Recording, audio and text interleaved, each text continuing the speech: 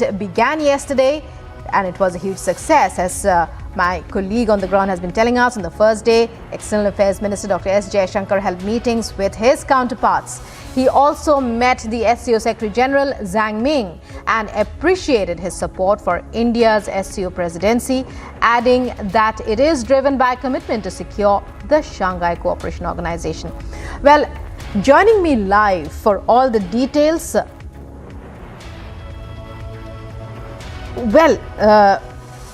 External Affairs Minister yesterday laid down the key focus areas, which include startups, traditional medicine, youth empowerment, Buddhist heritage and science and technology. Today, the focus of the meeting is likely to be on countering terrorism, the situation of women in Afghanistan under the Taliban. And I hear that Suesha, my colleague on the ground, who's covering this entire big event that India is hosting, that India is chairing, the SCO Foreign Ministers meet, joining me from Goa, where all the action is. Suesha, very good morning to you.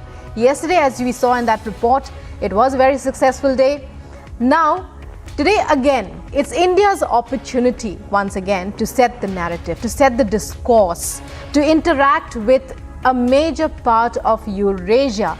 Take us through the agenda. As you know about, it's day 2, as the stage is set for day 2 of the SCO meet, Foreign Ministers meet. Yes, absolutely. Nupur, so let's understand today's day 2 of the SCO meet, and today is when the main event finally begins. Before I take you through the schedule and what's really happening, let me also give you a sense of where I am. This is the media center. This is obviously Goa, so you see the setting right there, and right inside we'd be able to get all the updates as it is at about 10, and slightly before that when all the foreign ministers will be assembling, and they will be at the Taj, and we will be able to get all the pictures of who met whom and how the ministers were greeted. Of course, a photo op session that will also take place, remarks by all the foreign ministers, and exactly all of that we will be updating for our viewers. So giving you a sense, it is at about 10 o'clock when all the foreign ministers and heads of delegation will arrive. That includes all the SCO members, Kazakhstan, China, Kyrgyzstan, Pakistan, Russia, Tajikistan, Uzbekistan, and of course the director, SCO RATS. Then there will be a group photo of all the foreign ministers. Then the meeting of the Council of Foreign Ministers will begin, where there will be opening remarks by FM of Kazakhstan, followed by China, Kyrgyzstan, Pakistan, Russia, Tajikistan, Uzbekistan, and then the SCO Secretary General. After this, of course, the meeting begins, and in the second half will be bilaterals that are also lined up. Let me also tell you that EM Jaishankar is expected to brief the media post 6 p.m. this evening. And most importantly, Nupur, as we got you details of what EM Jaishankar had tweeted of his meeting with Foreign Minister Qin Gang of China, where the LAC situation was also discussed between the two leaders. Let me tell you how China is now projecting this, as a statement has also been released by the Chinese side. That's where Qin Gang pointed out that the current situation on India-China border is generally stable, stable being the operative word. The Indian side hopes to continue to seek to maintain peace and stability in the border area through consultations with the Chinese side.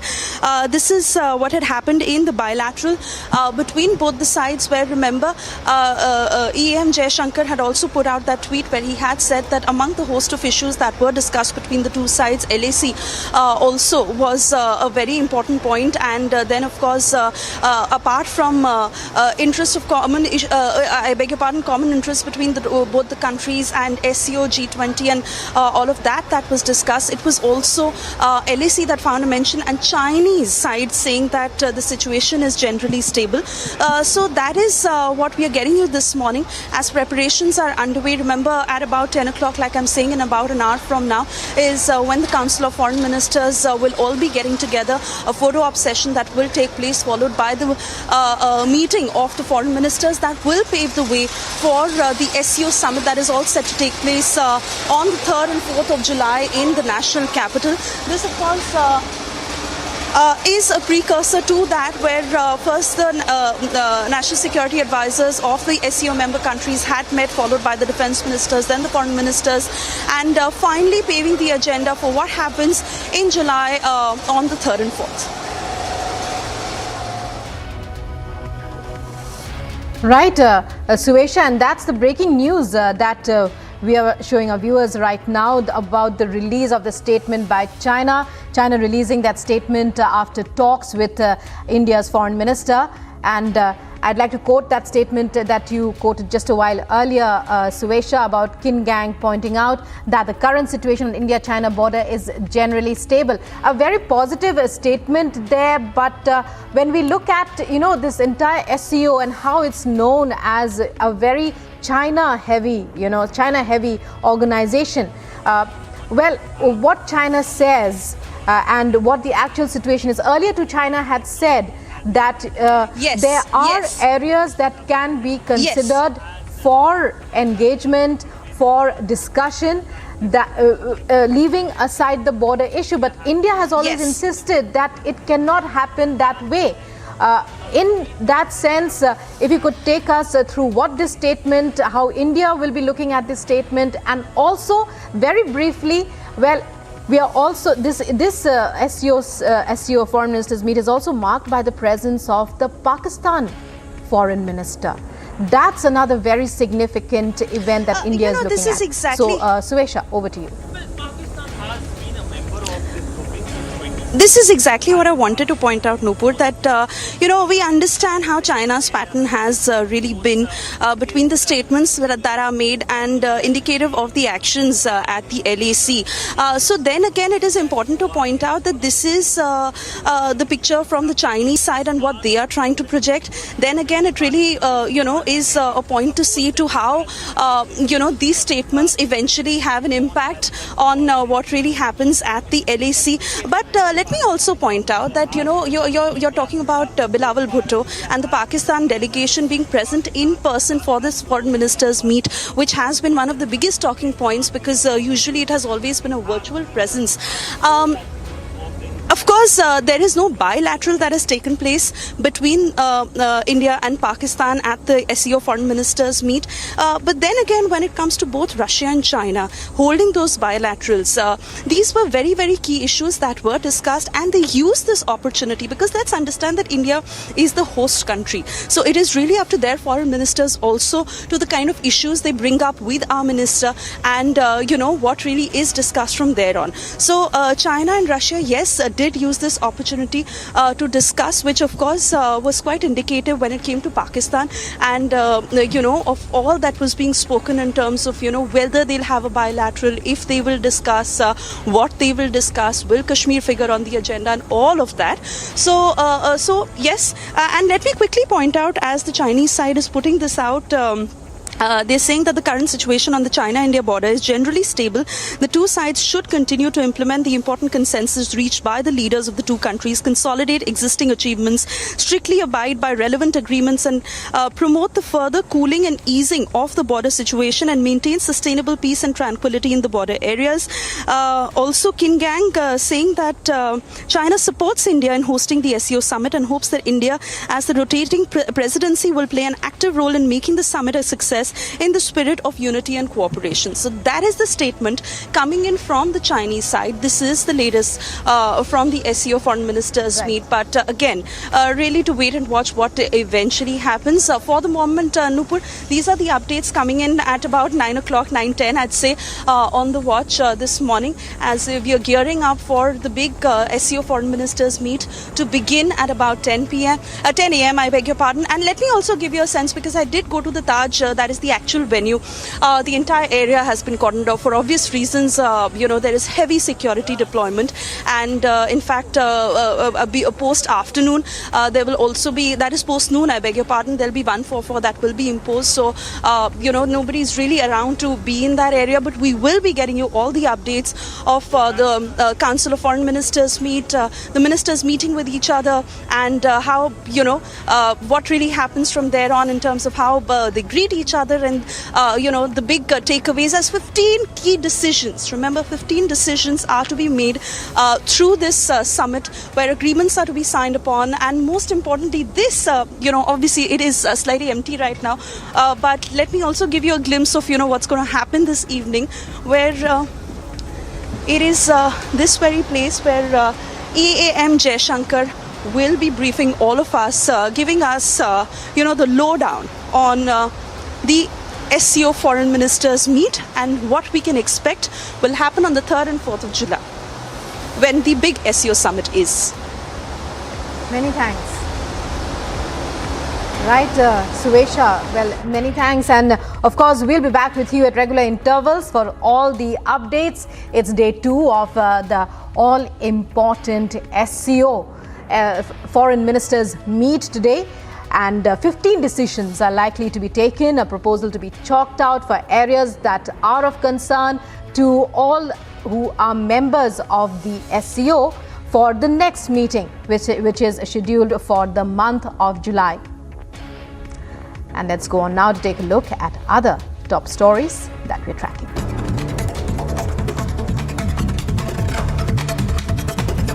A committee formed by former NCP chief Sharad Pawar will decide the next party chief in a meeting that will take place at 11 a.m.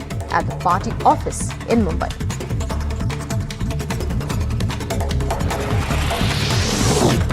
In a bid to unite the opposition for the next year's Lok Sabha polls, Bihar Chief Minister Nitish Kumar expected to meet his Odisha and Jharkhand counterparts today, Naveen Patnaik and Hemant Soren.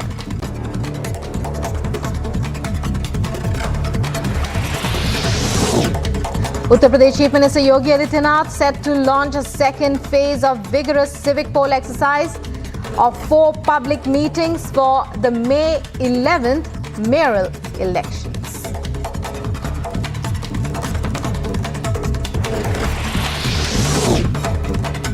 And West Bengal Chief Minister Mamata Banerjee maintains she will never allow implementation of the National Register of Citizens or the NRC in West Bengal.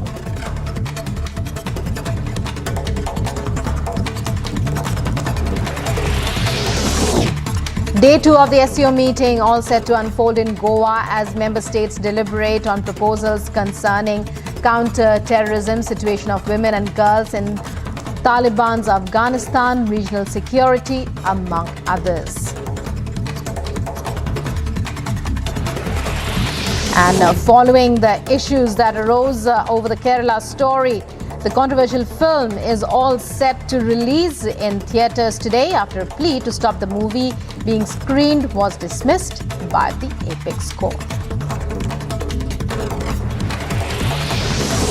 However, some theatres in Kerala have still cancelled the screening of Kerala Story. Cancellation messages were received by those who booked tickets. Official reason for cancellation is still awaited.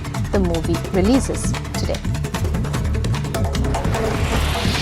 And 2 days after gangster Tillu Tajpuria was stabbed to death by 4 rival gang members inside Tihar jail, a video has emerged on social media showing how the gruesome attack was executed. The video captured by a CCTV camera inside the high-security jail shows the attackers descending from the first floor, clinging to bed sheets, using them as ropes, and then barging into Tajpuria's cell on the ground floor to attack him.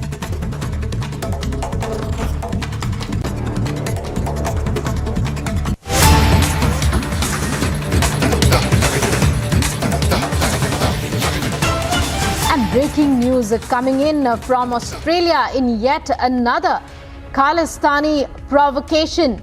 In Sydney this time, the Swaminarayan temple there in Sydney was vandalized. As you can see, viewers, in those visuals, vandalized by clearly Khalistani slogans there. This temple, the Swaminarayan temple in Western Sydney's Rose Hill suburb, was vandalized by supporters of the idea of Khalistan. Clearly, it has Khalistani slogans there. The temple has been desecrated just weeks after India raised the issue with Prime Minister Anthony Albanese. And joining me is senior editor of from Australia, Jay Bharadwaj, who is the editor of Australia Today. A very good morning to you, Mr. Bharadwaj. Well, it's another incident of vandalization of an Indian temple of the Swaminarayan temple in Sydney this time around.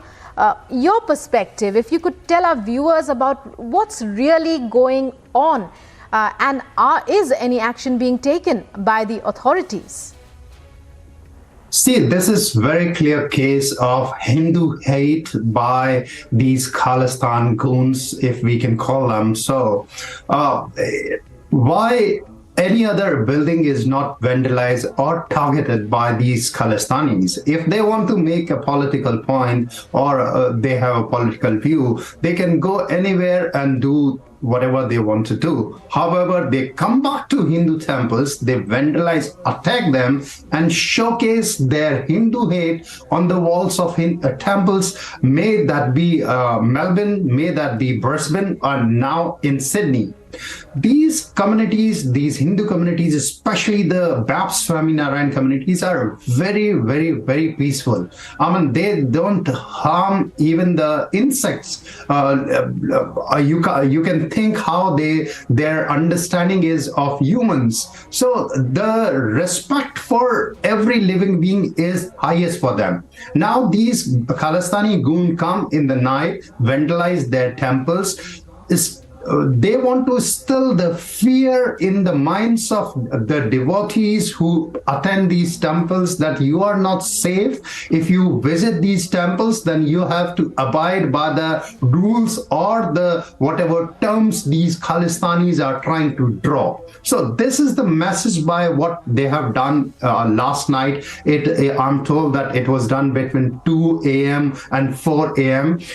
Now comes the authorities. New South Wales authorities have kind of taken prompt action. At least for now, New South Wales police has arrived on the scene very quickly. 7 a.m. around, they were called and they came within minutes there, and I have collected CCTV footage from temple authorities. One of the member of parliament has also arrived at temple, and he told us that this act is not acceptable in this time and age. In Australia, every religious place should be sacred, and nobody should be allowed to behave the way Khalistani goons have allowed. Now, there is one more aspect to this attack, which is different from the previous one. We were time and again were asked that how do you know these acts are done by Khalistanis? This time, Khalistani goons have not left any doubt right now. They have put their flag on the gates of this Swaminarayan temple and have declared that we are the people who have done it, and do whatever you can do. We are not afraid of police authorities. That's what this statement, this slogan written, Hindu hate written on these walls is telling us. I don't know what action will be taken, but if we see in the past in state of Victoria, Melbourne, it took police 42 days to release the pictures of the goons who have attacked Hindus. So this kind of apathy is a kind of putting anger, dismay into Hindu community here in, may it be New South Wales or Queensland or Victoria.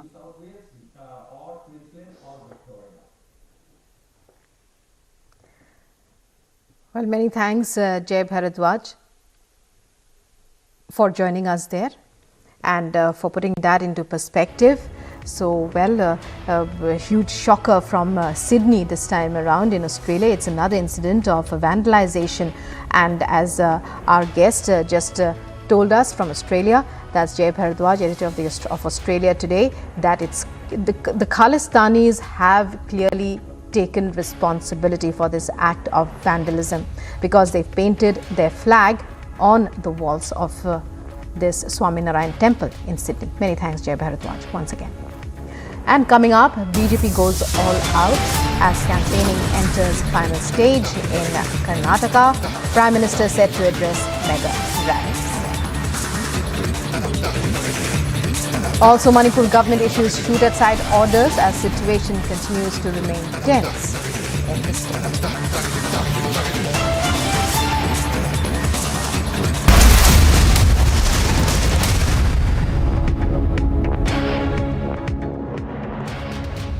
QS and THE, the world's foremost university rankings organizations, have ranked Amity amongst the top 3% universities globally, making it among the very few Indian universities to be included in both rankings.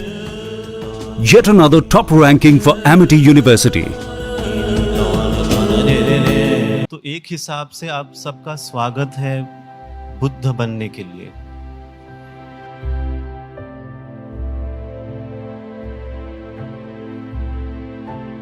और जब उस अवस्था का अनुभव होता है तो आपके भीतर शांति ही होती है।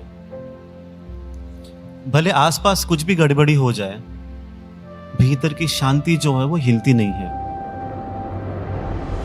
ऐसा क्या है जो भगवान गौतम बुद्ध उन्होंने अनुभव किया और हम नहीं कर पाए?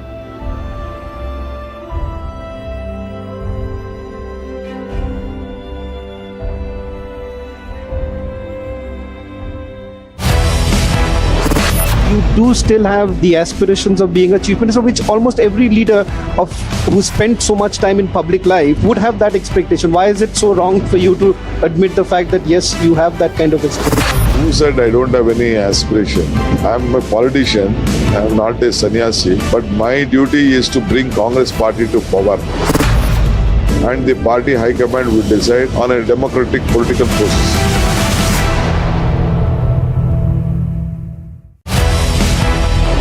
For your party, Rahul Gandhi on a daily basis keeps abusing the RSS. Why would you then take Jagdish Shettar into the Congress fold? They have their own experience, well-matured people, 6-time MLA, former chief minister, former deputy chief minister. They know. You and I also know about the history of RSS. We believe in different ideology. So he also thought that now we have to go for a change. It is earlier RSS may be different, now RSS may be different.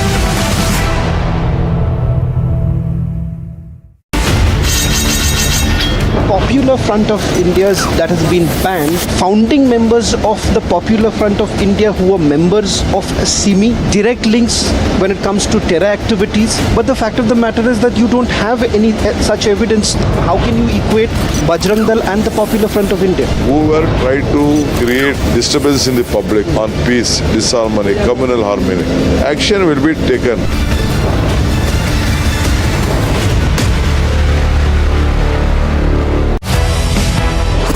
You do still have the aspirations of being a chief minister, which almost every leader who spent so much time in public life would have that expectation. Why is it so wrong for you to admit the fact that yes, you have that kind of expectation? Who said I don't have any aspiration? I'm a politician, I'm not a sannyasi, but my duty is to bring Congress party to power. And the party high command will decide on a democratic political process.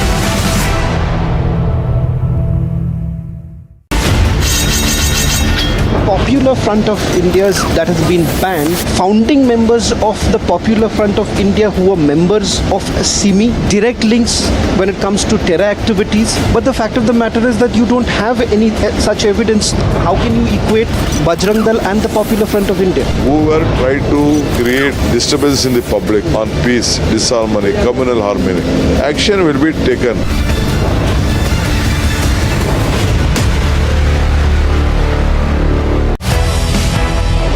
For your party, Rahul Gandhi on a daily basis keeps abusing the RSS. Why would you then take Jagdish Shettar into?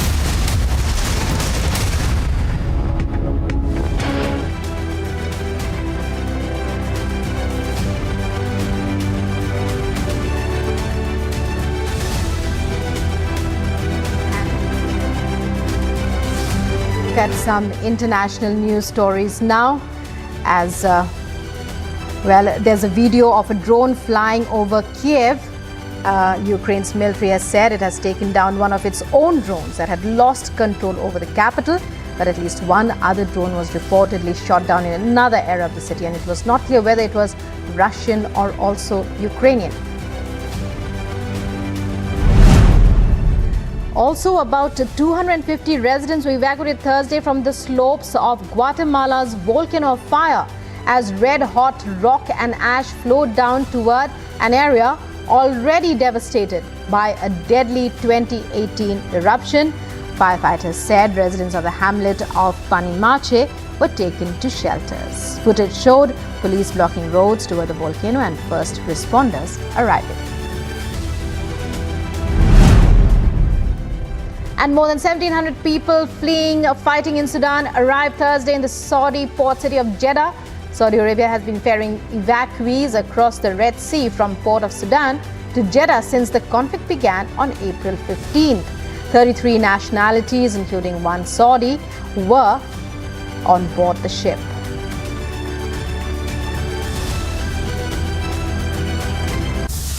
And coming up, yet another controversy hits Vadra Congress. Leader says Bajrang Bali chants create डर का माहौल.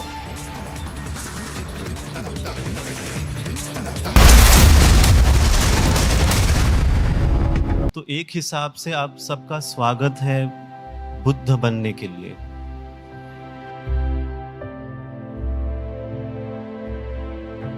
और जब उस अवस्था का अनुभव होता है तो आपके भीतर शांति ही होती है. भले आसपास कुछ भी गड़बड़ी हो जाए, भीतर की शांति जो है वो हिलती नहीं है.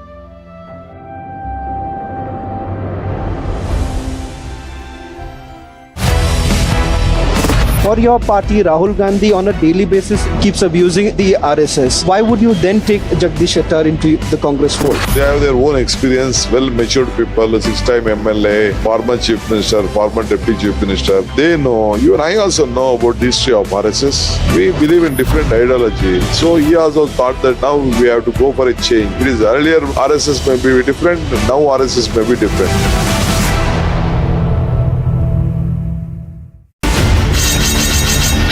Popular Front of India's that has been banned, founding members of the Popular Front of India who were members of SCO, direct links when it comes to terror activities. But the fact of the matter is that you don't have any such evidence. How can you equate Bajrang Dal and the Popular Front of India? Whoever tried to create disturbance in the public on peace, disharmony, communal harmony, action will be taken.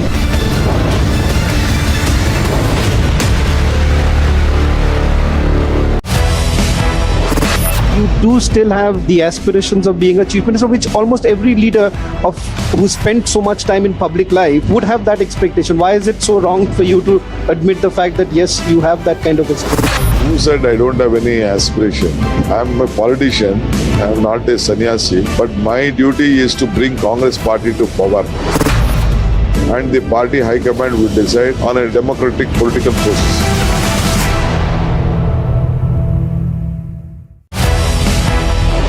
For your party, Rahul Gandhi on a daily basis keeps abusing the RSS. Why would you then take Jagdish Shettar into the Congress fold? They have their own experience, well-matured people, 6-time MLA, former Chief Minister, former Deputy Chief Minister. They know, you and I also know about the history of RSS.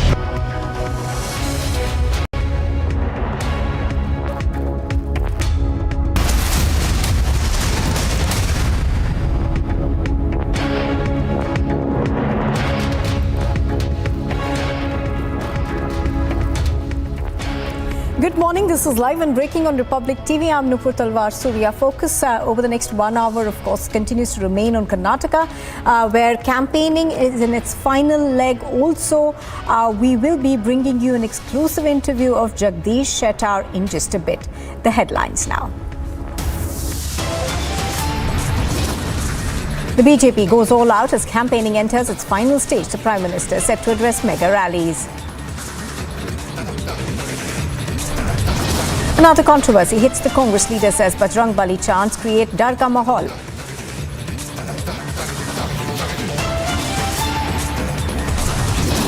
The NCP is set to choose its next chief. Ajit Pawar and Supriya Sule are the front runners.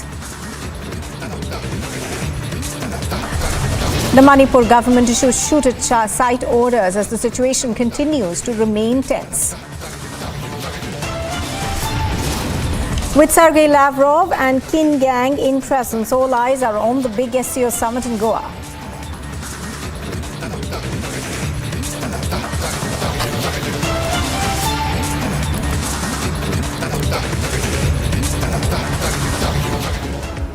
Now, even as campaigning enters its final leg in Karnataka, the Congress appears to be divided on the Bajrang Dal controversy.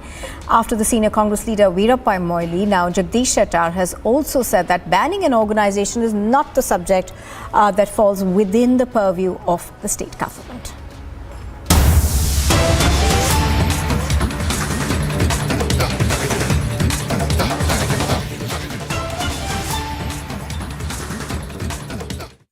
It is a hurt to me. Simply they told ticket will be denied, ticket is denied. And in charge of the party election, he telephoned me one day before. He told Jagdish Shettar, your party has denied the ticket. Second sentence, you immediately give the statement that I am going to retire from the politics. And lastly he told, I will send the one model letter, you sign it. It has hurted me. Being as a 30 years old, 6-time MLA, ex-CM, 2 times leader of opposition, from Sangha Parivar I came here in politics, ABAP activist, and they take it as Jagdish Shettar as a granted. Ticket is granted. I am very much hurt by this. My self-respect is hurted. That purpose, I asked the reasons, they are not given the reasons. So this is the main reasons. And criminal background people have been given ticket. One person, he is contesting against Priyanka Karge. He is having 80 cases, criminal cases. He is a roadie sheeter. He has been given ticket. Some 6 ministers who are having a CD cases, and they have taken the stay order from the court. They are given the tickets. So many corrupt people are there. They are given a ticket. Why Shettar is denied? I don't know. According to some षड्यंत्र is there that if 7 times I elected from this constituency, from BJP, I will be the senior most leader in the BJP. You will be the first and foremost face for the CM. As you think that you will be in the first position. That was that you if you are elected this time as well. That was the thing behind it. Also, some people have conspired against me, and I told to the national leaders that I am not aspirant for the CM post, I am not aspirant for the minister post, any power. I want to serve to the people, last leg of the politics as a MLA to serve to the people. Mr. Shettar, we understand you were angry. You thought your respect was quashed by the party.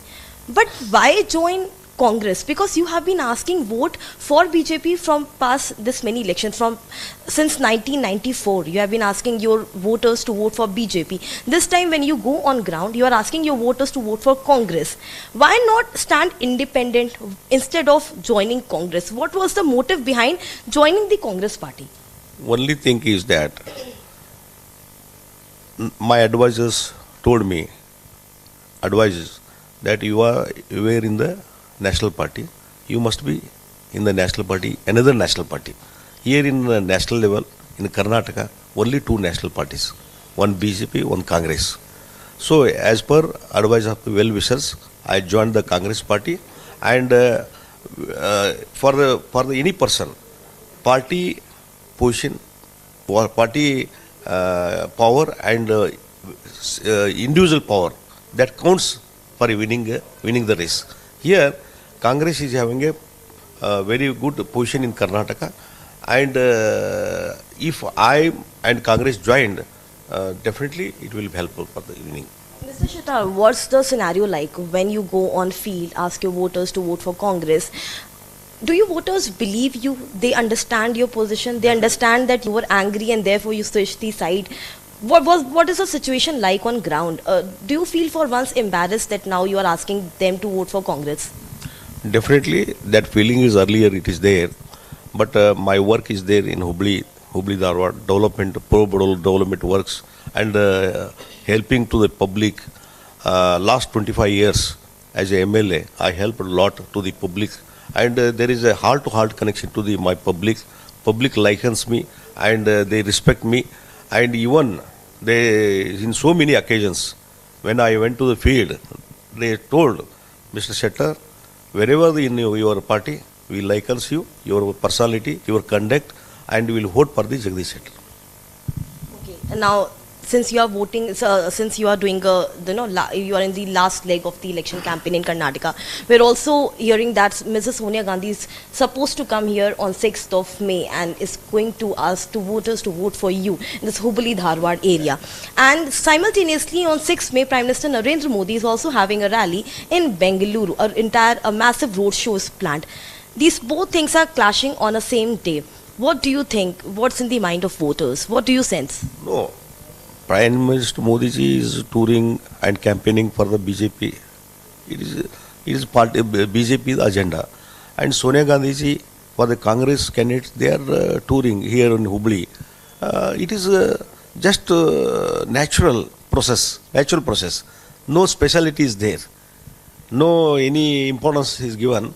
Only both the leaders are campaigning for their parties, their candidates. It is natural process. Do you think Mrs. Sonia Gandhi coming here and campaigning for you is going to change the scenario over here? Is going to make you a more in a strong position in Hubli Dharwad? Definitely, national leaders comes and campaign. It will definitely change the atmosphere, and already atmosphere is created in this region and even North Karnataka region. Region, Congress is gaining day by day. BJP is diminishing day by day. And after the visit of the Sonia Gandhi ji to here Hubli also, again it is gain for the Congress party. One thing I also want to know, why did you call that Mahesh Tengankai, the candidate who is standing from the side of BJP from this area, why did you say that he is the Manas Putra of B.L. Santosh? We saw you quoting it. Because of personal interest of B.L. Santosh. It is all things are worse done. Last time he is a Manas Putra of the B.L. Santosh. Last time because of his interest he has been given ticket to the Kalgati constituency, neighboring constituency, where he has been given B form. He filled the B form and filed a nomination also. But public opinion is against him. So public has started agitation in favor of Nimmanur, sitting MLA. After looking into the mind of the people, High Command has changed the scenario and given C form to the Nimmanur. He elected as a BJP candidate last occasion, 30,000 lead. What is the trend? Now, where he have to give one ticket, it is a ready-made seat. I cultivated here, I organized here in Central. Before 94, whoever the BJP candidate here in my constituency, they lost the deposit. I organized a party, and for 6 consecutive elections, I got elected. So it is a ready-made food for the his Manas Putra. For their purpose, he selected this constituency, and for their selfish interest, it's all happenings, all these rumblings have been caused, and it is definitely downfall of the BJP. So that means you have no problem with the top and central leadership of BJP. The entire problem you have was with the state leadership of BJP. And you think you still believe in the ideology of Amit Shah and Pradhan Mantri Narendra Modi? It is not a question of ideology of Modi ji and Amit Shah. Ideology of the party, what is the ideology of the BJP? Whether they continue to that ideology, if for the government formation, 17 MLAs from the Congress, they brought to the BJP. What is the ideology of 17 MLAs? What is the ideology of 17 MLAs? They violated the ideology of the Congress. They bring to the BJP. Whether it is ideology, and they give the ticket to the criminal background people, whether it is ideology, and they give the ticket to the 6 ministers who are facing CDs, they got stay from the court. Whether it is ideology, if your policy is 75 age limit, you have so many given 74, 75 age people, it is ideology. What is ideology? Ideology were left in the BJP. I want to ask, what is clean? Jagdish Shetty has a clean image, no black spot, no corruption charges. You are not giving importance to these people. You are giving importance to corrupt people. This is a basic problem of the BJP. And therefore, therefore, there was one more interesting thing when, in the starting days of campaigning, when you were doing all the work from your office, come home, this entire residence, we saw the pictures of, Amit Shah and Pradhan Mantri Narendra Modi in your office. Then many were stating that Jagdish Shettar is still like the top leadership. Is it like I have no reservation against the number one, number two. I have no reservation. Because some people in Karnataka BJP, their party is under their clutches. There is no internal democracy in BJP Karnataka. They want, if you see in office, BJP state office, it is under clutches of some people. And no, and hardcore, whatever the workers are there. What is they are feeling? And if usually, you media people know, number one position, CM, and number one position in party, state president, usually gives to the cadre. When Bommai, now present CM, he joined the party 12 years back, he is not from our cadre. He has been given same post. Whether it is ideology, agrees. His father, S.R. Bommai, he is a M.N. Roy follower. What is the philosophy of M.N. Roy? Whether BJP follows M.N. Roy's philosophy, it is under in Bommai, Basar Bommai is under influence of the M.N. Roy. Whether they will agree it further. What is the philosophy they are saying? Hardcore people, cadre people are very much unhappy with this changing of the CM. If you want to change the CM, why Yediyurappa has been removed? He is from our cadre. After 2 years, why Yediyurappa has been removed? No answer. All these, because of in state BJP, everything is not good. Take it granted, everything. Mr. Shettar, can we just walk a bit and see like what's the, your entire homecome office looks like? Okay, Mr. Shettar, then one more question. We saw HD Kumaraswamy quoting that B.L. Santosh, Prahlad Joshi, Nalin Katil, C.T. Ravi, they all want Peshwa Brahmins to come to power, to be in the number one position. They want to sideline Lingayat. What's the truth in this? No, I don't want to comment on Kumaraswamy's comments. What is the hidden agenda is to dependence on the Lingayat leaders, to avoid dependence on Lingayat leaders. So now I am the senior most leader in the BJP, senior most community leader also. So for that purpose, to avoid, cut down the Shettar, no leader is there, Lingayat leader in the BJP. That is the intention, hidden agenda. And other leaders are there. Number two, second line, third line, fourth line leaders are there. But once Shettar is avoided, everything is finished. One Nalin Katil, state president, he is also close associate of B.L. Santosh. He told in the audio telephone with his friend, Yediyurappa's time is closed. Now next senior leaders Ishwarappa and Jagdish Shettar. Within short period, their time will be closed. It is last 1 year back, he told, even discussing with his friend, it is recorded. It is audio is linked, comes out, and he denied. He has given the complaint, but no result is there up till now. It is a true fact. What is B.L. Santosh mind is there, it is in the mind of Nalin Katil. This is a fact. No, Mr. Shettar, as we know that Lingayat are the strong vote bank of BJP. Now when you have switched these sides, where this entire vote bank will go, will it divide, or you will not get the Lingayat votes, or the Lingayat votes entirely will go with BJP? What will be the situation? Now situation is completely changing, and the Lingayat community people started disbelieving the BJP, and they think that Lingayat leaders have been sidelined here, and with taking the support of the community, they are ditching the community. This feeling is started, and almost every constituency, community people are joining the Congress. Congress is gaining. You are very sure that Lingayat's vote will go with Congress this time? Maximum community people are diverting to the Congress.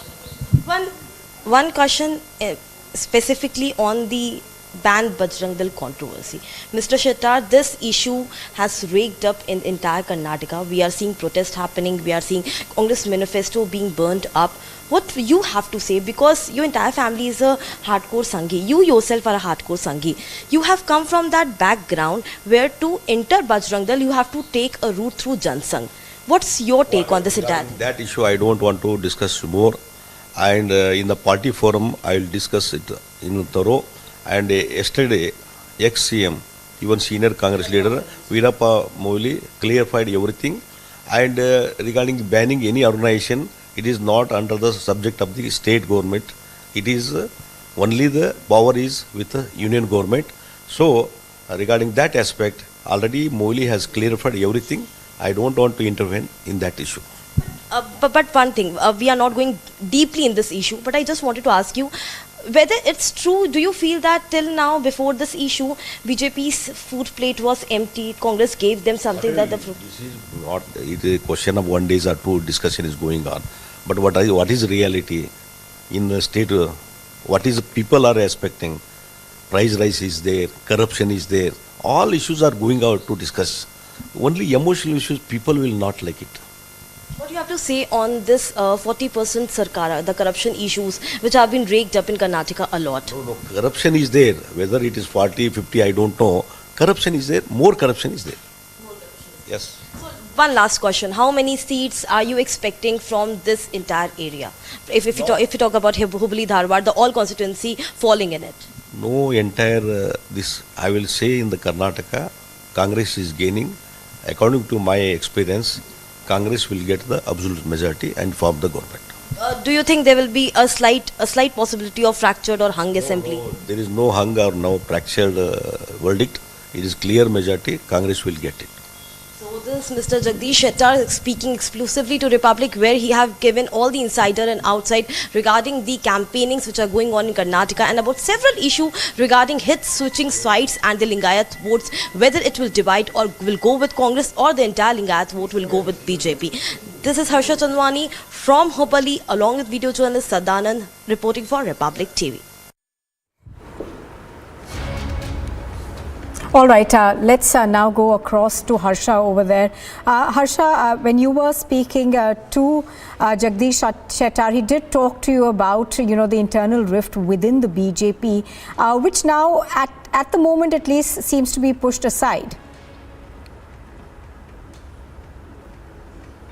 Exactly, Nupur. Now we see that the Jagdish Shettar, he was very angry, and that was the reason he chose the national party like Congress to contest from. And he clearly stated that I don't want it to stand independent. I wanted to stand from the national party itself. And this is the last time of mine that I'll be contesting from Hubli Dharwad. We can see, because yesterday we saw Prahlad Joshi stating that it was the organizational decision. But still we see that Jagdish Shettar is very angry over him not being given the ticket from the side of BJP. And he's very sure that this time the voters of him who have occasionally and eventually from continuously 6 times voted for Jagdish Shettar, they are going to vote for him from the side of Congress, because now he's asking them to vote for Congress. It is very hard to believe that the voters will now shift the change, switch the side, but he's confident that the Lingayat vote will go with Jagdish Shettar. Back to you, Nupur. Thank you for that. We are going to come back to you later. Let me go across very quickly to Prajwal. Prajwal, of course, there are preparations in place for the Prime Minister's rally that takes place tomorrow. But give us a sense of how, Bangalore is hoping to manage the crowds, because it is going to be, quite huge, and it's not a place that's known for its, sanitary traffic. First and foremost, now today mainly Prime Minister Narendra Modi is addressing 2 rallies, one in Ballari rural and the second one in Tumkuru as well. And he's also looking to campaign in Ballari extensively because of the fact that this time around Gali Janardana Reddy, who was formerly with the BJP, and the mining baron who's been under the grilling from the CBI for several other illegal activities, has now fielded his wife also from Ballari and a few of his candidates across the entire districts of Ballari, largely concentrated concentrating on Ballari rural regions as well. And therefore, today the Prime Minister has made it an essential part of his rally, where he will be addressing around 2 lakh people, after which he will be moving to Tumkuru Rural, which is a bastion for the BJP in itself, which has huge Lingayat voters to consolidate the voting for the BJP party. And when it comes to the road shows which we are speaking in Bengaluru in itself, we are seeing that there will be 2 legs of the road shows, one on Saturday, that is tomorrow, and one on Sunday, which is on the 7th as well. And the BJP has made massive preparations too. And more of now, when we are looking at these road shows as well, they have been changed because of pressure from the political parties. But on that note, we will also quickly be slipping into a short break as we continue our live and rolling coverage of Prime Minister Narendra Modi's roadshow, and as to what he will be doing and which are the assembly constituencies he will be visiting from ground zero in Bengaluru, from the heart of Karnataka. Stay tuned.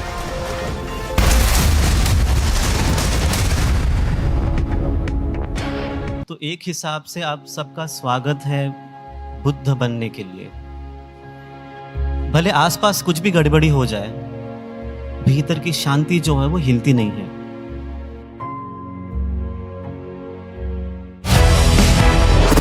You do still have the aspirations of being a chief minister, which almost every leader who spent so much time in public life would have that expectation. Why is it so wrong for you to admit the fact that yes, you have that kind of expectation? Who said I don't have any aspiration? I am a politician, I am not a sannyasi, but my duty is to bring Congress party to power. And the party high command will decide on a democratic political process.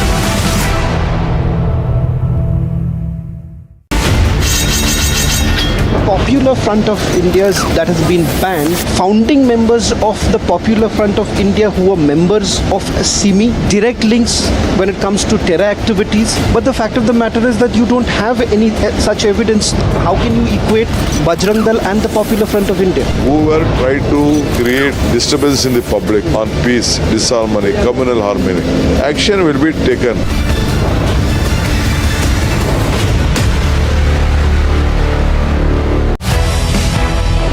For your party, Rahul Gandhi on a daily basis keeps abusing the RSS. Why would you then take Jagdish Shettar into the Congress fold? They have their own experience, well-matured people, 6-time MLA, former Chief Minister, former Deputy Chief Minister. They know, you and I also know about the history of RSS. We believe in different ideology. So he also thought that now we have to go for a change. It is earlier RSS may be different, now RSS may be different.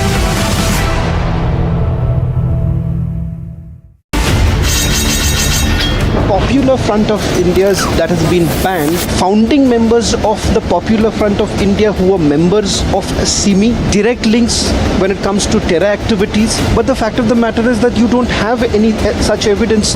How can you equate Bajrang Dal and the Popular Front of India? Whoever tried to create disturbance in the public on peace, disharmony, communal harmony, action will be taken.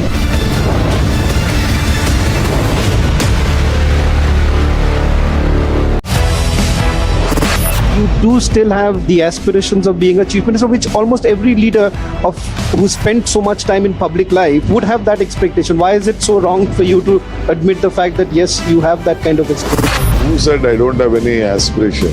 I am a politician, I am not a sannyasi, but my duty is to bring Congress party to power. And the party high command will decide on a democratic political process.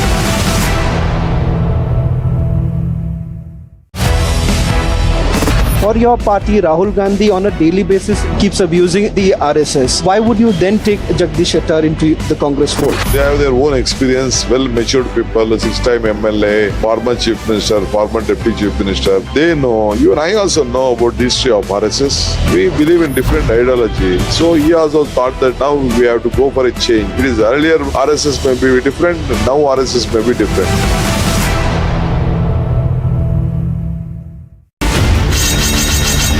Popular Front of India's that has been banned, founding members of the Popular Front of India who were members of SCO, direct links when it comes to terror activities. But the fact of the matter is that you don't have any such evidence.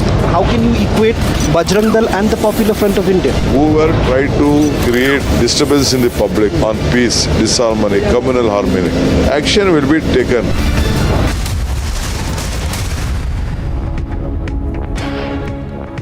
Welcome back. Now, after more than 2 weeks of fighting, Sudan continues to be on the boil. Areas of the capital of Khartoum appear increasingly abandoned, with smoke bellowing out of places and sound of intermittent gunshots. The fighting continues despite attempts at a ceasefire.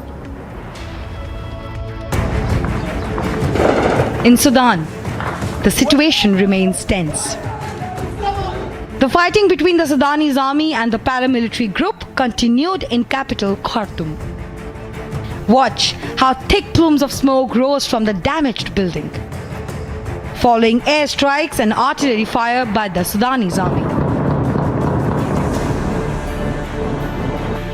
And each day, millions of Sudanese faces terrifying choices of how to survive, stay hiding at home, or make a run for it. Risking the mayhem that killed 550 people, including civilians, and wounded more than 4,900, many are hoping to be evacuated.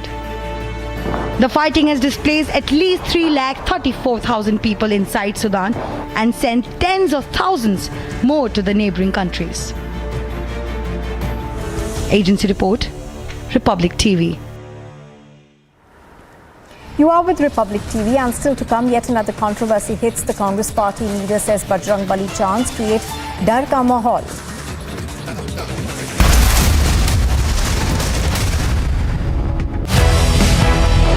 For your party, Rahul Gandhi on a daily basis keeps abusing the RSS. Why would you then take Jagdish Shettar into the Congress fold? They have their own experience, well-matured people, 6-time MLA, former Chief Minister, former Deputy Chief Minister. They know, you and I also know about the history of RSS. We believe in different ideology. So he also thought that now we have to go for a change. It is earlier RSS may be different, now RSS may be different.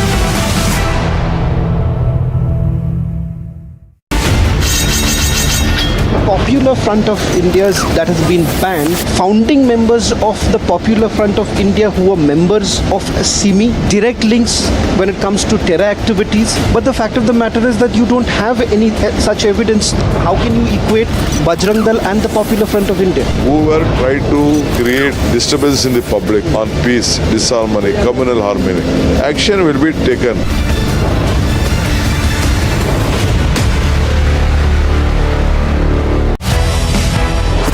You do still have the aspirations of being a chief minister, which almost every leader who spent so much time in public life would have that expectation. Why is it so wrong for you to admit the fact that yes, you have that kind of expectation? Who said I don't have any aspiration?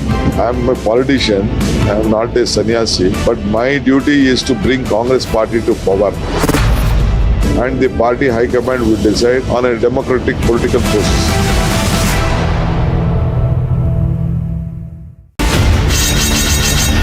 Popular Front of India's that has been banned, founding members of the Popular Front of India who were members of SCO, direct links when it comes to terror activities. But the fact of the matter is that you don't have any such evidence. How can you equate Bajrang Dal and the Popular Front of India? Whoever tried to create disturbance in the public on peace, disharmony, communal harmony, action will be taken.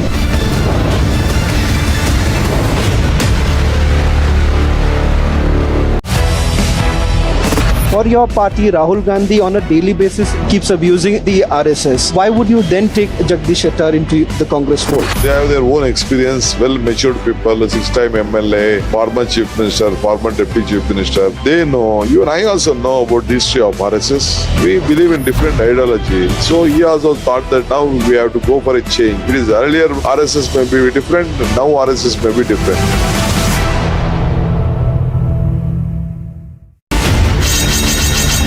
Popular Front of India's that has been banned, founding members of the Popular Front of India who were members of SCO, direct links when it comes to terror activities. But the fact of the matter is that you don't have any such evidence. How can you equate Bajrang Dal and the Popular Front of India? Whoever tried to create disturbance in the public on peace, disharmony, communal harmony, action will be taken.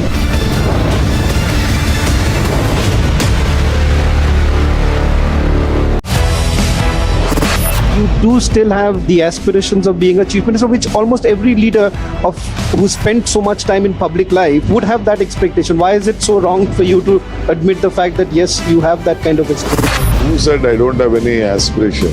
I am a politician. I am not a sannyasi. But my duty is to bring Congress party to power. And the party high command will decide on a democratic political process.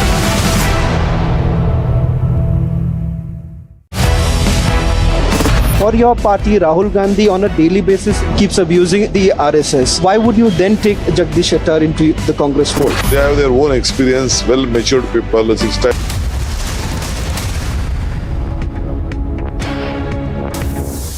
The BJP goes all out as campaigning enters its final stage. The Prime Minister is set to address mega rallies today. Yet another controversy hits the Congress. Leader says Bajrang Bali chants create dar ka mahol. NCP set to choose its next chief. Ajit Pawar and Supriya Sule are the front runners. Manipur government issues Surat site orders as the situation continues to remain tense. With Sergei Lavrov and Qin Gang in presence, all eyes are on the big SCO summit meeting in Goa.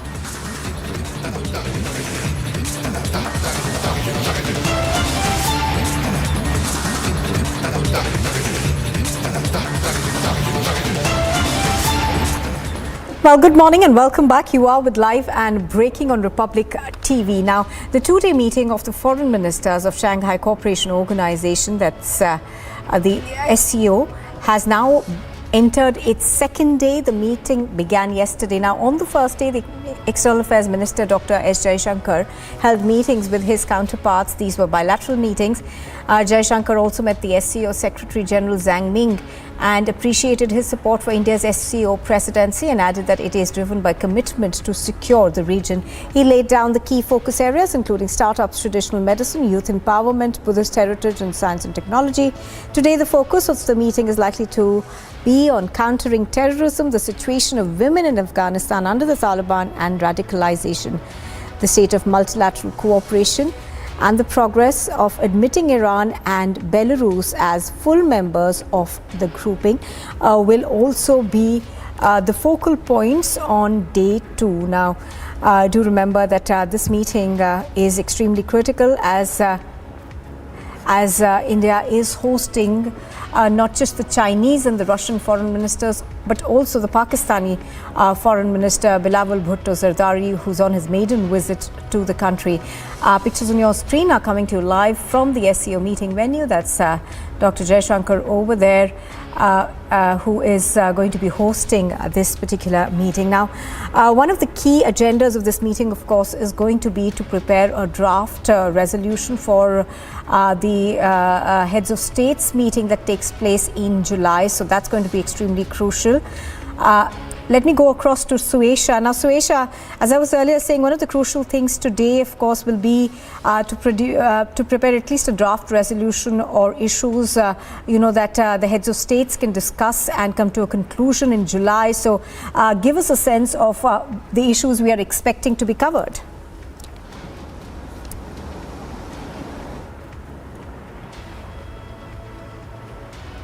Suesha, can you hear me?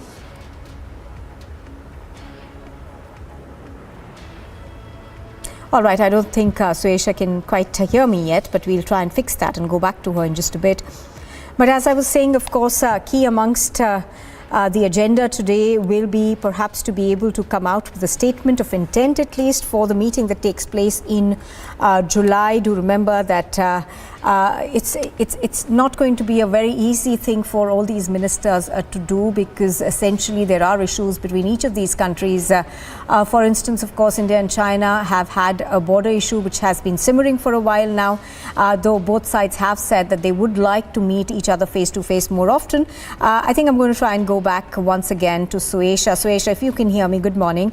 Suesha, as I was earlier saying, one of the key things that is going to be on agenda today is to be able to, at least for all these foreign ministers, prepare the ground for the meeting that takes place in July, to at least have a consensus on issues that these countries would like to touch upon that time. So give us a sense of what are the overarching issues that could find a mention for July? Absolutely, Nupur. You rightly put that together, because it is really about paving the way for the summit in July, that is on 3rd and 4th, that is to be held in the national capital. And this is why first we saw the national security advisors of all the SCO member countries meet, then it was the defense ministers meet, and now it is the foreign ministers meeting. The main event, let me tell you once again, is today, and all the preparations have been made in Goa, where this 2-day event has been organized. Really to understand, as India is very clear in its goal and is chairing the group right now, also the host, where the SCO Secretary General also stated how India has brought in a lot of positivity and given a whole new direction to the SCO, because this is the motto. Like you see, it is secure SCO, security, economy, connectivity, unity, respect, environment. So all these are the pressing issues that the SCO member countries are really looking at. Then again, we understand how 15 decisions are to be taken today, where in the later half we'll also see how a memorandum will be signed, and this will be the outcome that we will know. EM Jaishankar will also talk about this evening. Let's also understand that Belarus and Iran may also be SCO members in the future, and a decision on that will be taken. But most importantly, how India has been leading the way and shown a keen interest in deepening security-related cooperation with the SCO. Also, the regional anti-terrorism structure, which specifically deals with issues relating to security and defense. So that is also something that needs a lot of attention. But really to say what has happened in these 2 days, where yesterday, of course, we were tracking all the bilateral meetings that India had with Russia, China and Uzbekistan. And today, again, a set of bilaterals that are lined up in the second half of the day. Yes, the Pakistan delegation that is here in person making their presence, but unlikely that a bilateral will take place between India and Pakistan. Also, when it comes to the issues that have been discussed, where it is the fight against terrorism, regional security, that is the focus. The memorandum that will be signed with the dialogue partners in the second half, and the meet that is set to begin any time now. It is already 10 o'clock. Slightly a little later is when a group photo will also come in, and we'll know of the handshakes. And quickly to take you through what's lined up now, there will be opening remarks by Kazakhstan, followed by China, Kyrgyzstan, Pakistan, Russia, Tajikistan, Uzbekistan, and then of course the SCO Secretary General who will speak. Just to interrupt you for a minute, Suesha. Ministers who will arrive, congregate. Suesha, just to interrupt you for a minute, pictures on your screen are of the SCO meeting that's taking place. That's Dr. Jaishankar over there welcoming all the delegates and the foreign ministers to the venue.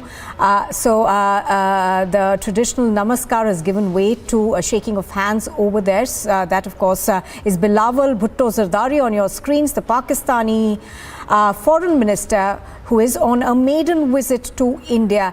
Much, of course, is expected of this meeting. At least breaking of ice is something that is going to be hoped for. I'm going to go back very quickly to Suesha. Suesha, so pictures on our screens right now were of Bilawal Bhutto Zardari. Now, you know what's very interesting, Suesha, is that years ago, Pakistan coming to a meeting would have grabbed all the headlines. Everybody would have been talking about it. But, you know, it also is, in a sense, what's happening today shows how insignificant Pakistan has become in terms of being concerned really for India. Nupur, it's not just that, it is also about Pakistan really gaining that importance and wanting to establish its presence that strongly. There you see pictures of Bilawal Bhutto, who is meeting with EM Jaishankar, and you see that body language there, Nupur, that is of prime importance here, because here it is India playing host for all the SCO member countries, and very, very clear of what our agenda is and how we want to take the SCO forward. And while fully giving all the attention to all our guests who have come to our country to grace this occasion, but the body language there speaks for itself, because AM Jaishankar had made it amply clear, especially after the park link that was drawn in the Poonch attack, where he had said that a nation that engages and sponsors and encourages cross-border terrorism, we cannot have talks with such a nation, and we are hoping that someday they will honor their commitment, but until that day comes, this is really not possible. So that exactly is the position that India has taken, and there again we see, because back home also for the Pakistani delegation, where they had to face a lot of criticism of having to agree to come to India to attend this meet, because even the defense minister had marked a virtual presence and didn't really come to India for the defense minister's meet. So there they have continued to say that it is the charter of SCO that they are honoring, and it is what they are committed to, and foreign policy is very important for them, and that is exactly what is their focus here, because let's also understand pressing issues that Pakistan is facing at this point when it comes to the political instability, economic crisis, a soaring GDP that they really have to work, and most importantly the upcoming elections in Pakistan, where Imran Khan also made this into a huge issue against the reigning government as to why they agreed to come to India to mark an in-person presence for the foreign ministers meet. So a lot of pressure that they are facing in their own country to live up to their audience, to live up to their people, to really find that fine balance as to why they are here. So that exactly is the statement that they have been maintaining. But what is it that they will have to do to gain popularity there? Because they know that somewhere they will have to bring up Kashmir, but they have also been saying that no, it is not about anything else, and it is not about an India visit, an India tour. It is really about being committed to the charter of SCO. But there you see AM Jaishankar very, very poised there, standing to meet with all the foreign ministers, the Council of Foreign Ministers meet that is to begin now, the photo op that is happening there. Kazakhstan, China, Kyrgyzstan, Pakistan, Russia, Tajikistan, Uzbekistan, all the member countries, foreign ministers and heads of delegations that are all there, and they have just come here to meet with the foreign minister. And then of course shortly from now we know that the meeting of the Council of Foreign Ministers will begin, where again, like I told you, that there will be remarks by the foreign minister of Kazakhstan, followed by China, followed by Kyrgyzstan, Pakistan, Russia, Tajikistan, Uzbekistan. So all this really is the agenda for the day, and like we have been saying, paving the way for the summit on the 3rd and 4th of July. Because let me once again tell you, Nupur, what I've been picking up from my sources, that the heads of states will be present for the summit on the 3rd and 4th of July. And although there is no formal word coming in there, because they're still saying that they are waiting for a confirmation on that front. But really to say all the heads of states of the SCO member countries are to be present on the 3rd and 4th of July. So this really is paving the way for that. Now, Suresh, I just wanted to ask you about the bilateral meeting that is lined up between India and Russia today. It's going to be very keenly watched. Now, in the past, of course, the Prime Minister has at a public forum said, to Russia that this is not the time for war. Do you think, the foreign ministers could be touching on it, given the fact that it comes right at the back of allegations that have come in from Moscow about the Kremlin being attacked by Ukraine? In fact, that is what everyone was waiting for, because let's also understand that, the very night that Kremlin made these allegations against Zelensky in Ukraine, saying that it was a planned terrorist attack and it was an assassination attempt against Putin. So, also the foreign ministry and the media also trying to get answers to whether that would in any way affect Sergei Lavrov's visit. And that again was a confirmation that came from the Russian embassy diplomacy that Sergei Lavrov will very much be coming to India, exactly as how he was the first foreign minister to arrive yesterday. And then again, he had a bilateral with EM Jaishankar, where exactly, Nupur, what we were talking about in the morning, that, you know, these have been very important bilaterals, both with Russia and China, because the issues, not just of common interest, but really of what was concerning, and we are the host country here. So it was also about their foreign ministers bringing up, what all they needed to discuss with India, and that opportunity was used to its best, because be it China, where LAC was discussed, and Qin Gang, China Foreign Minister, who's also put out a statement where they've said that the current situation on India-China border is generally stable. India side hopes to continue to seek to maintain peace and stability in the border area through consultations with the Chinese side. In fact, yesterday EM Jaishankar has also put out a tweet to this effect, saying that all the important issues were discussed with China, where the LAC situation also had a mention, and the focus remains on resolving outstanding issues and ensuring peace and tranquility in the border areas. So that is on the Chinese side. Even when it comes to, the Russian side, it was about trade agreement and, commercial interests that needed to be discussed, especially considering how volumes of crude oil have been procured by India on discounted rates amid the Ukraine-Russia conflict. And that again had to be something that benefits both sides. And that again saw mention when there was a bilateral between India and Russia. Of course, like you mentioned, that the allegations that Kremlin has been making of the attempted assassination against Vladimir Putin, where Moscow again has vowed to conduct a thorough investigation of the attack, and said that every response has to be very thoughtful and balanced of the kind of global implications it may have. So yes, in that sense, like we see that those two important bilaterals, and of course the bilateral with Uzbekistan that also happened yesterday. But right now, EM Jaishankar right there to welcome all the foreign ministers. And then, of course, we'll see 15 important decisions which will be taken a call on in this event, and the outcome of which will be declared or will be put out in public domain this evening.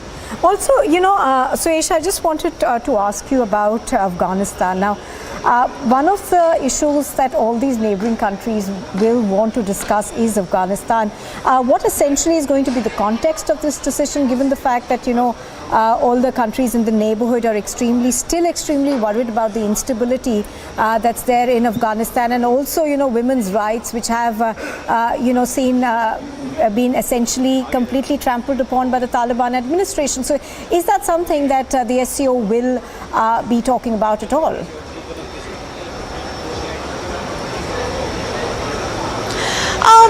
Yes, Nupur, absolutely, because, it is, in fact, these were the persistent questions that we were trying to get answers to, be it the situation in Afghanistan, be it the Ukraine crisis, that will really figure as far as the important agenda and the talks between the foreign ministers at the SCO summit is concerned. And because it is finally about looking for regional security, and like you mentioned, when it comes to the situation of women and girls under Taliban in Afghanistan, this is also one of the key focuses at the meeting, where they will be talking on how the SCO members can help and what can be done on this front. Then, of course, the other points when it comes to the admission of Iran and Belarus becoming full members of the grouping. So that is again something that the SCO members will be taking a decision on. And like I said, this is primarily paving the way for the summit on the 3rd and 4th of July in the national capital. Again, a point that I also told you yesterday of how India has become a full member of the SCO only from 2017. And, while there are a lot of praises with the way India has led and now, taking the SCO in the direction that it is going, there is also the fact that Mandarin and Russian were the official languages of the SCO all these years. So India is also pushing that English becomes the official language. Then again, we will see the foreign ministers of all the member states. They are accompanied by their delegations. And after this group photo that you just see, which is also happening, which will happen in a short while from now, there will be the decision document on the 15 decisions that will be taken by all the member countries, and that we will know of by this evening. So there are 15 decisions or 15 proposals that are under consideration of the grouping summit, and then that will have a bearing on the summit on the 3rd and 4th of July in the national capital, which again India is hosting. All right, for of course, for that bilateral that took place, and otherwise generally for India, the issue of payments for Russian oil, which has been importing quite a bit during the sanctions that are there. Is there a payment system that's going to be discussed? Because that's been very, very important and crucial as far as India getting oil from Russia is concerned. So, is that something that was discussed between the two sides?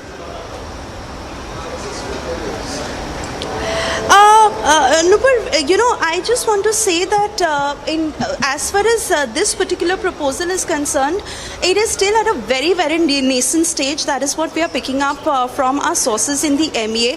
Now, I am not making this Russia specific, but really to say that India has been pushing that mutual settlement of trade in national currency. That is a proposal.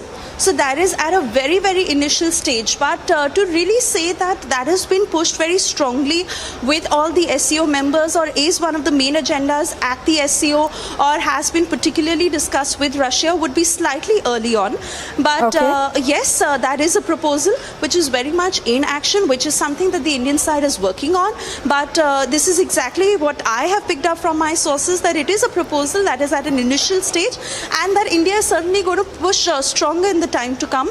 But yes, like we've been mentioning, the important aspects, the key focus points for India at the SCO, and the very fact that we are the host country, because this is exactly what was said, that India has brought in a wave of dynamism to the SCO, but the focus primarily is on innovation, startup, traditional medicine, science and technology, and India is really leading the way on that front. All right, so Asia, of course, is continuing to bring us the latest from the SCO summit that is taking place in Goa. Even as we speak, we step into a very short break. On the other side, so Asia will continue to be with us and bring us the latest.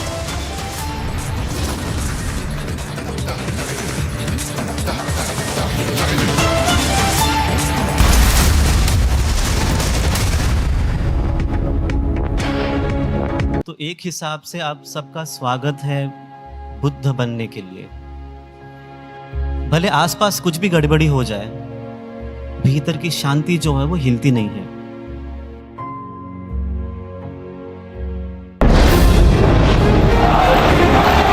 अगर वो मोदी को गाली देते हैं तो मैं तो इसे उपहार मानता हूं। मैं जनता जनार्दन की सेवा में अपने आप को खपाता रहूंगा, दिन रात काम करूंगा, ज्यादा काम करूंगा। आपके आशीर्वाद से सारी गालियां मिट्टी में मिल जाएगी दोस्तों।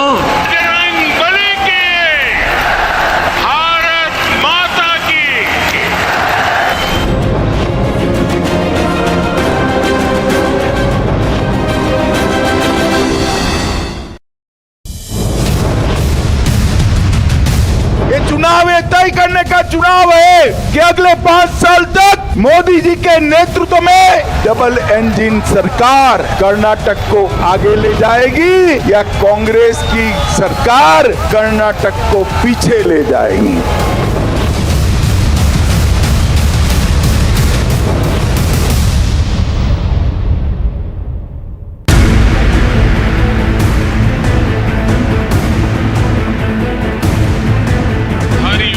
में 85% कमीशन खाने वाली कांग्रेस कर्नाटका को दशकों पीछे ले जाकर गड्ढे में गाड़ देगी।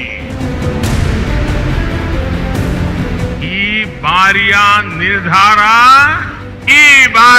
निर्धारा बहुमत का बीजेपी सरकारा। इस बार कर्नाटका ने पूर्ण बहुमत वाली बीजेपी की स्थिर सरकार बनाने का निर्णय कर लिया है।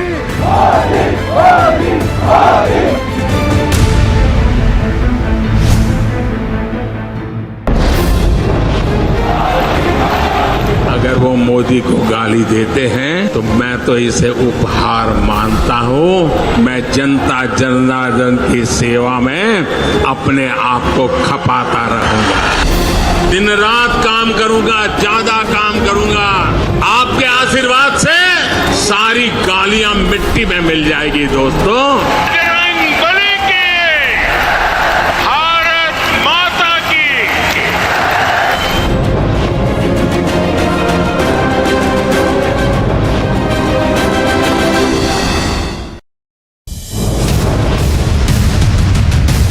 चुनाव ये तय करने का चुनाव है कि अगले 5 साल तक मोदी जी के नेतृत्व में डबल इंजन सरकार कर्नाटक को आगे ले जाएगी या कांग्रेस की सरकार कर्नाटक को पीछे ले जाएगी।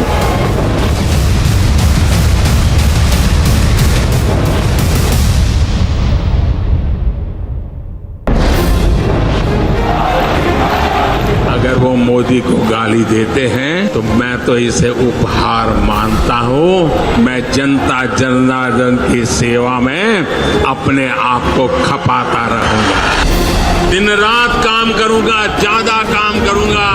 आपके आशीर्वाद से सारी गालियां मिट्टी में मिल जाएगी दोस्तों।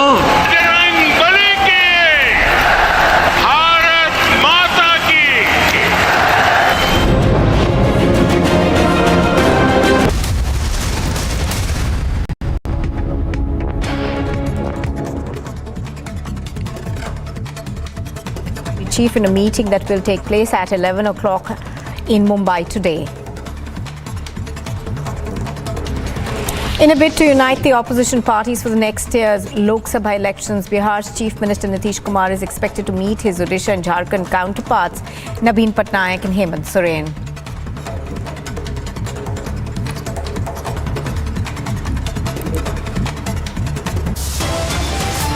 And still to come, the BJP goes all out as campaigning enters its final stage. The Prime Minister is set to address mega rallies.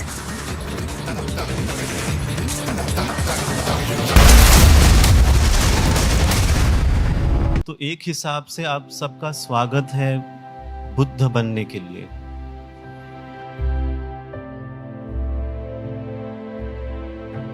और जब उस अवस्था का अनुभव होता है तो आपके भीतर शांति ही होती है। भले आसपास कुछ भी गड़बड़ी हो जाए, भीतर की शांति जो है वो हिलती नहीं है।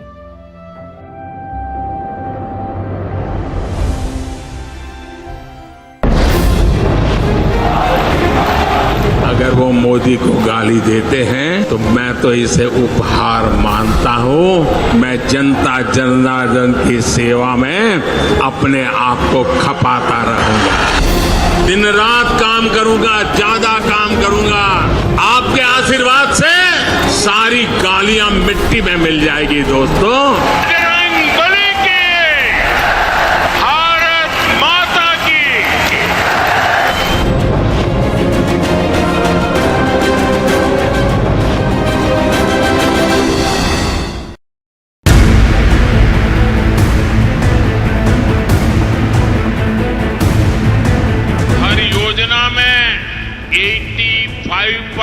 कमीशन खाने वाली कांग्रेस कर्नाटका को दशकों पीछे ले जाकर गड्ढे में गाड़ देगी। ई बारियां निर्धारा बहुमत का बीजेपी सरकारा। इस बार कर्नाटका ने पूर्ण बहुमत वाली बीजेपी की स्थिर सरकार बनाने का निर्णय कर लिया है।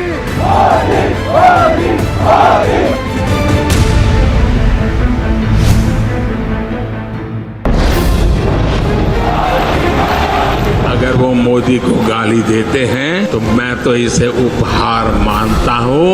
मैं जनता जनार्दन की सेवा में अपने आप को खपाता रहूंगा। दिन रात काम करूंगा, ज्यादा काम करूंगा। आपके आशीर्वाद से सारी गालियां मिट्टी में मिल जाएगी दोस्तों।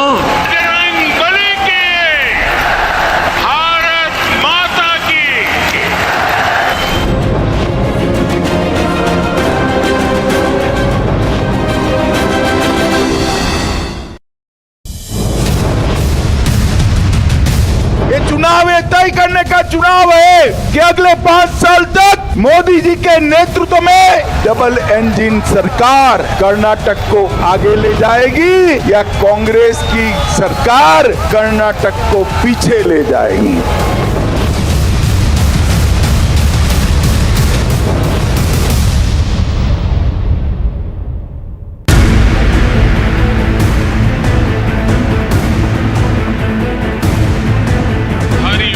में 85% कमीशन खाने वाली कांग्रेस कर्नाटका को दशकों पीछे ले जाकर गड्ढे में गाड़ देगी। ई बारिया निर्धारा बहुमत का बीजेपी सरकारा। इस बार Karnataka BJP goes all out as campaigning enters final stage in battleground Karnataka. Prime Minister set to address mega rallies. Regarding banning any organization, it is not under the subject of the state government. It is only the power is with the union government. So, regarding that aspect, already Mohli has clarified everything. I don't want to intervene in that issue. And Congress leader Jagdish Shettar speaks exclusively to Republic TV, says state government has no right to ban any groups.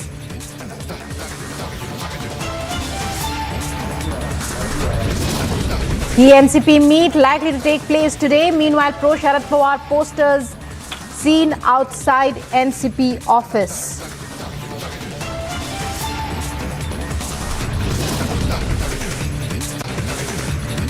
Nationalist Congress Party is set to choose its next chief. Ajit Pawar and Supriya Sule are the front-runners.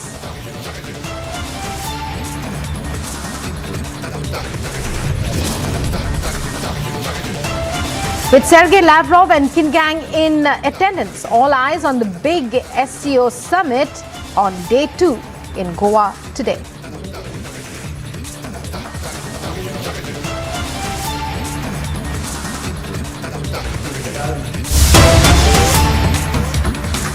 And in breaking news that we are getting right now, the Nationalist Congress Party's senior leaders are expected to hold a key meeting today to announce the new chief of the party, the successor to Sharad Pawar as the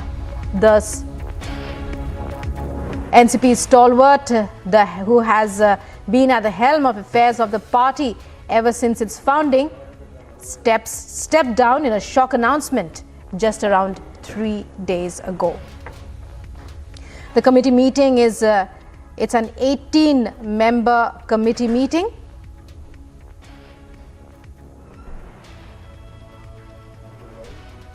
And joining me now from the ground is my colleague Sandeep. Sandeep, what are you hearing? Are the members gathered? We believe it's an 18-member committee.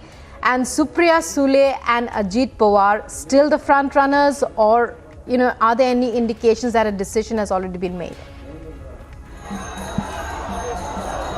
See, as far as today's meeting is concerned, the maximum leaders and in fact the top NCP sources have confirmed us, and in fact while speaking to Republic also, PC Chako, the senior NCP leader, as well as Shagan Bhutbal, has clearly mentioned that there is no point of discussion on the options apart from Sharad Pawar, although one proposal that is going to come out today is that Sharad Pawar should withdraw this resignation. And as you see, in the support of Sharad Pawar, we see out here the visual.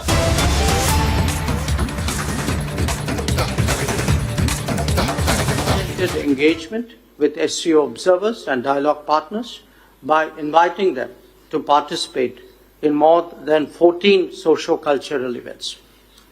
Dear colleagues, as a result of the COVID-19 pandemic and geopolitical upheavals, the world is today facing a multitude of challenges.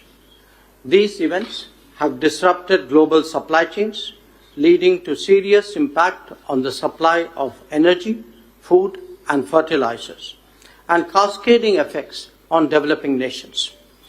These crises have also exposed a credibility and trust deficit in the ability of global institutions to manage challenges in a timely and efficient manner. These challenges, however, are also an opportunity for member states of the SCO to collaborate and address them collectively. With more than 40% of the world's population within the SCO, our collective decisions will surely have a global impact. Excellencies, while the world was engaged in facing COVID and its consequences, the menace of terrorism continues unabated. Taking our eyes off this menace would be detrimental to our security interests. We firmly believe that there can be no justification for terrorism, and it must be stopped in all its forms and manifestations, including cross-border terrorism. The channel of finances for terrorist activities must be seized and blocked without distinction. Members need not be reminded that combating terrorism is one of the original mandates of the SCO. The unfolding situation in Afghanistan remains at the center of our attention. Our efforts should be directed towards the welfare of the Afghan people. Our immediate priorities include providing humanitarian assistance, ensuring a truly inclusive and representative government, combating terrorism and drug trafficking, and preserving the rights of women, children, and minorities. India has always stood for multilateral approaches to addressing global challenges and has always been a willing partner in sharing our expertise and experience. In this regard, India's own achievement in the field of startups and innovation is a remarkable journey. Today, there are more than 70,000 startups in India, of which more than 100 are unicorns. We stand ready to share our experience with member states. Colleagues, in this context, I would like to express my gratitude to all of you for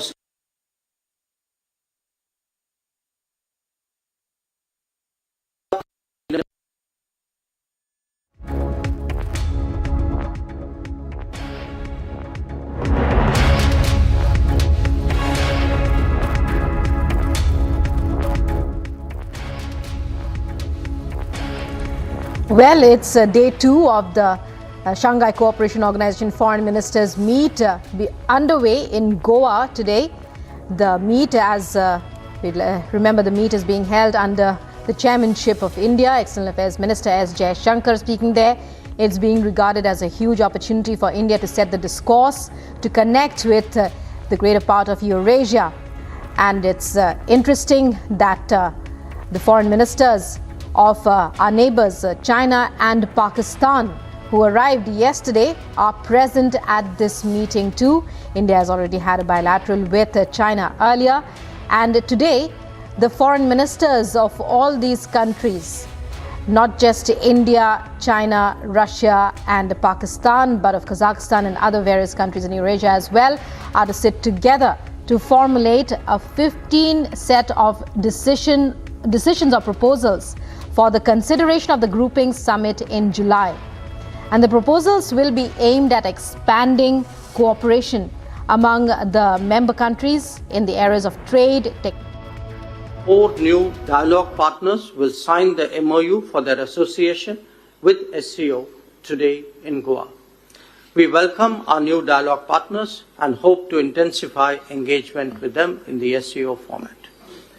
Excellencies, India has proposed a New Delhi declaration as an SCO summit declaration and 4 other thematic joint statements on cooperation in de-radicalization strategies, promotion of millets, sustainable lifestyles to address climate change, and digital transformation. I seek your support in timely finalization of these documents for approval by our leaders at the SCO summit. I'm confident that today's meeting would lead to fruitful discussions which would help in sustaining the momentum of our cooperation. I once again wholeheartedly thank you all for your support for the first ever SCO presidency of India, and I sincerely hope that we can get together to make the SCO Heads of State Summit meeting a great success. Thank you. With that, may I now request our friends from the media to please leave the meeting hall so that the proceedings can thereafter continue.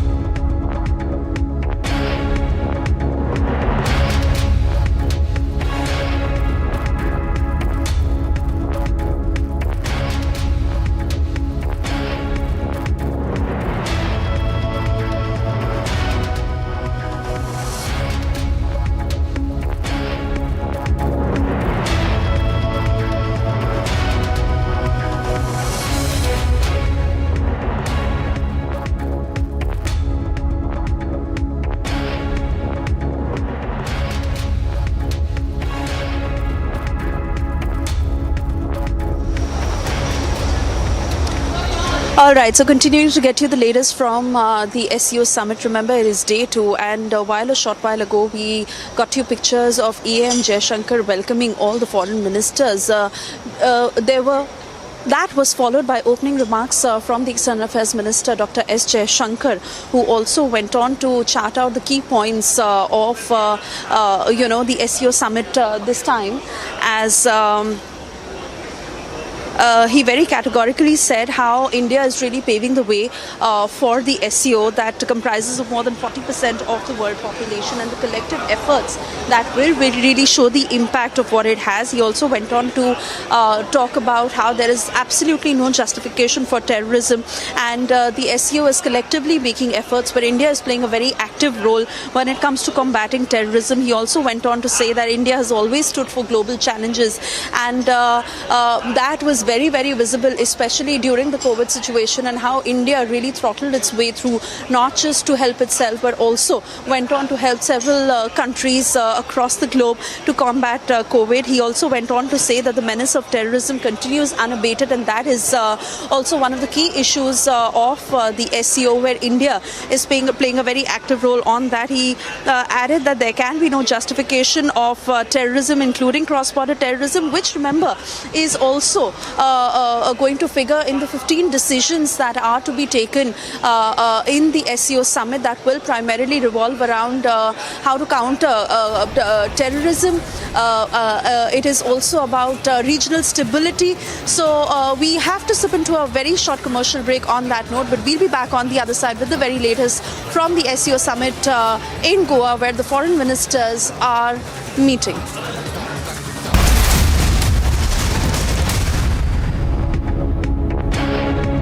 तो एक हिसाब से आप सबका स्वागत है बुद्ध बनने के लिए।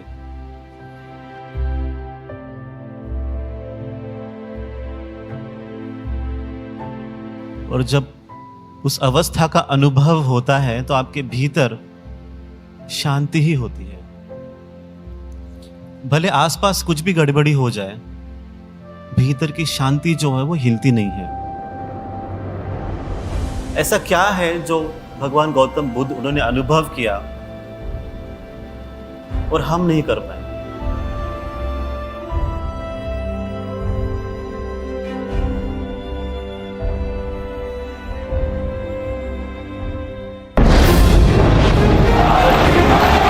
अगर वो मोदी को गाली देते हैं तो मैं तो इसे उपहार मानता हूं। मैं जनता जनार्दन की सेवा में अपने आप को खपाता रहूंगा, दिन रात काम करूंगा, ज्यादा काम करूंगा।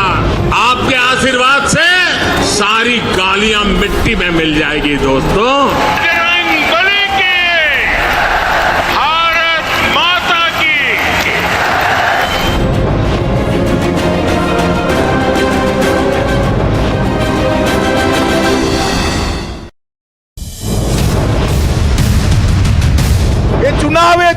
करने का चुनाव है कि अगले 5 साल तक मोदी जी के नेतृत्व में डबल इंजन सरकार कर्नाटक को आगे ले जाएगी या कांग्रेस की सरकार कर्नाटक को पीछे ले जाएगी।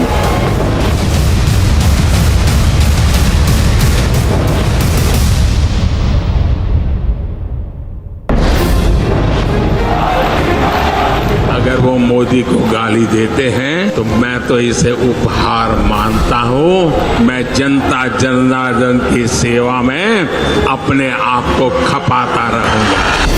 दिन रात काम करूंगा, ज्यादा काम करूंगा। आपके आशीर्वाद से सारी गालियां मिट्टी में मिल जाएगी दोस्तों।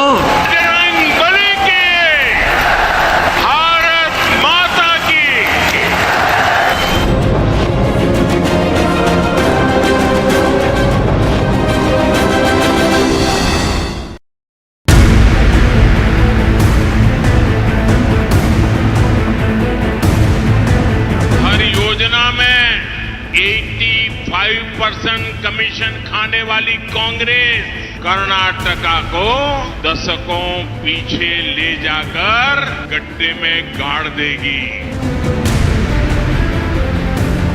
ई बारियां निर्धारा बहुमत का बीजेपी सरकारा। इस बार कर्नाटका ने पूर्ण बहुमत वाली बीजेपी की स्थिर सरकार बनाने का निर्णय कर लिया है।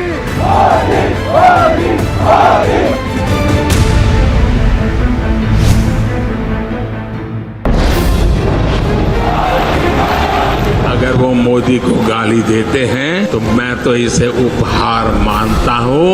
मैं जनता जनार्दन की सेवा में अपने आप को खपाता रहूंगा। दिन रात काम करूंगा, ज्यादा काम करूंगा। आपके आशीर्वाद से सारी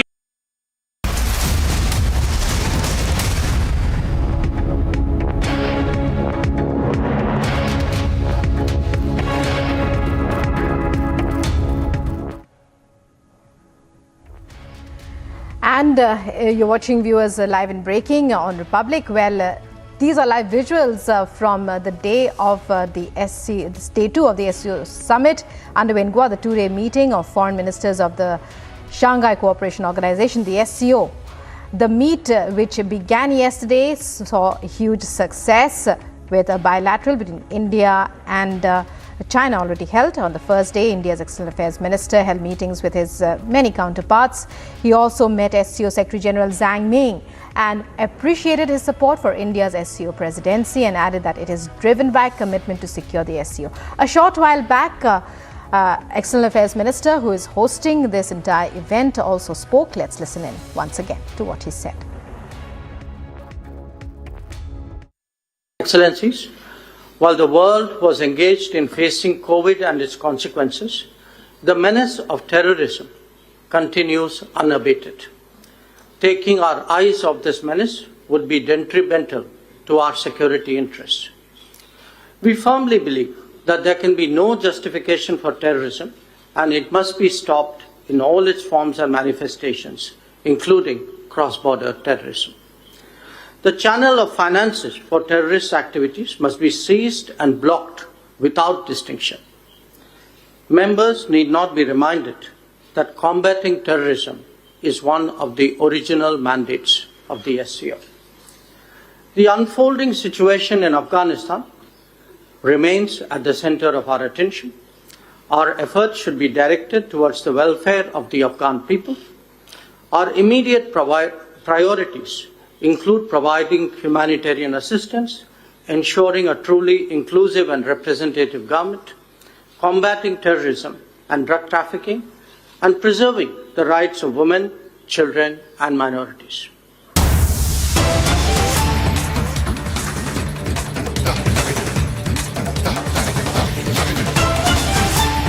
Mr. S. Jaishankar there. More breaking news coming in from Goa. India calls out terror sponsor Pakistan, says that nothing justifies terror. And Suesha joining us now to give us more on this, on the major takeaways of what the External Affairs Minister said. Suesha, this is Rukma here. A very good morning to you once again. When we talk about what the External Affairs Minister said, as you said earlier this morning when we spoke, a focus on terror, the biggest concern of the world nowadays, again stressed on by the External Affairs Minister. Take our viewers through the major takeaways.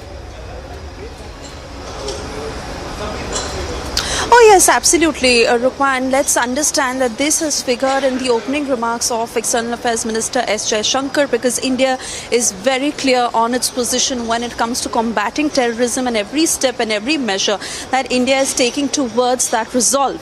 And even when it comes to the SCO grouping, let me also tell you that the 15 decisions that need to be taken, which will be an outcome of this particular congregation of the SCO Foreign Ministers meet, that are also centered around combating terrorism, boosting connectivity and regional prosperity. So that is a direct message that EM Jaishankar puts out when he says that there is absolutely no justification for those who sponsor and encourage terror and push terrorism. And India is very clear that we are, fighting very hard towards combating terrorism, and it is a collective origin of the SCO. Remember, India is really paving the way and marking that as one of the key focuses of the SCO, where he also went on to say that the menace of terrorism continues unabated and combating terrorism is one of the original mandates of SCO, saying that we've initiated an unprecedented engagement,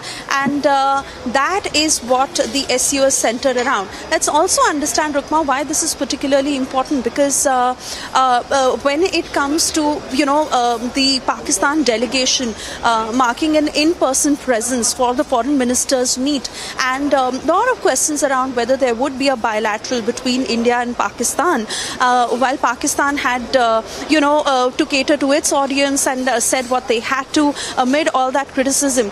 India had made its position very clear that a nation that engages in encouraging, sponsoring and continuing with cross-border terrorism, we cannot have talks with such a nation. The day they honor their word on that, at some stage, then probably a thought can be given. So the very fact that how India is looking at combating terrorism and paving the way for that is very, very evident in the opening remarks by External Affairs Minister Jaishankar, where let's also understand that the whole idea and motto, as India is hosting the SCO summit and the big event that is to take place, where all the heads of states will also be present on the 3rd and 4th of July in the national capital, is secure SCO. It is security, economy, connectivity, unity, respect and environment, but it is secure SCO. Right. So it is about regional prosperity, it is about stability. I'll be coming back to you. I'll just be coming back to you, but at this point I'm joined by Professor Madhav Nalapat, a strategic analyst, and also Colonel RSN Singh, retired, and to discuss more on India's statements, the External Affairs Minister's statements. Coming to you first of all, Professor Nalapat, when we talk about this particular SCO summit, very significant, wouldn't you agree, from India's point of view, an opportunity despite all the challenges. And our neighbors both have their representatives here, Bilawal Bhutto as well as Qin Gang. So, well, we'd like you to put into perspective and, what you feel are the major highlights of what External Affairs Minister said today. It's not a new message, but it's a reiteration and emphasis on the need to combat terror, to fight terror at all costs. It's over to you, Professor Nalapat. Well, I'd like to say, first of all, I'm rather disappointed that Russian Foreign Minister Lavrov, of all the 15 members of the SCO, was forced by the Chinese side to also meet Bilawal Bhutto. The fact is that the Russians know very well the harm that Pakistan has done in Russia and the harm that Pakistani networks are still doing inside Russia. But the sad truth is that ever since the Ukraine conflict began and the Western response to Russia, the Russians are now forced to basically do what the Chinese want them to do. And this is why Lavrov has frankly was forced to meet Bilawal Bhutto and in a way sacrificed a lot of the goodwill, a lot of the public goodwill that Russia has in India. He has made that sacrifice on the directions of the Chinese side. Now, having said that, I'd like to say Minister Jaishankar has been very forthright. One, India has been very hospitable. All the delegations have been treated equally, and India has not allowed bilateral issues to cloud a multilateral forum. I think that's a very, very welcome development. But secondly, India is very, very clear on the fact that global terror is a global problem, and there cannot be any good terrorist or bad terrorist. In the old days, there was good terrorism for the United States and bad terrorism. Today, in a few hours' time, you're going to see the Chinese Foreign Minister put his arm around the shoulders of Bilawal Bhutto, who is fully informed as to what networks run from Pakistan, run from the military, not fully informed, but partially informed on the military networks, are doing in India. The Chinese also know that. And despite that, what is happening is that China is literally going arm in arm with Pakistan and proving right those analysts who had long ago warned of this kind of a Sino-Pakistan alliance. Into the Chinese are now using Pakistan the same way as the Americans used Pakistan in the first Cold War. China is using Pakistan in this Cold War to try and damage India. And this is happening in plain sight. The Chinese Foreign Minister has time only for about a day in India, but 3 days in Pakistan. Why? Because they'll certainly be discovering a lot of means by which they can put pressure on India, and they will certainly be discussing that. That will be a very big subject of discussion between these two individuals. So let's be very real about the SCO summit. There are countries there that are enemies of India. There are countries there that are friendly to India but which are forced to toe the line of certain enemy countries. At the same time, it is good to be a part of SCO because India can make its stand heard. And I think this comment that Minister Jaishankar has made will resonate in Central Asia. Central Asia is facing both Wahhabi terrorism and an effort by China to grab its resources at minimum cost and basically exploit Central Asia. India is there as a friend of Central Asia, of long-standing, long cultural association. And from that point of view, I think this is a message that the Central Asians in particular will really welcome.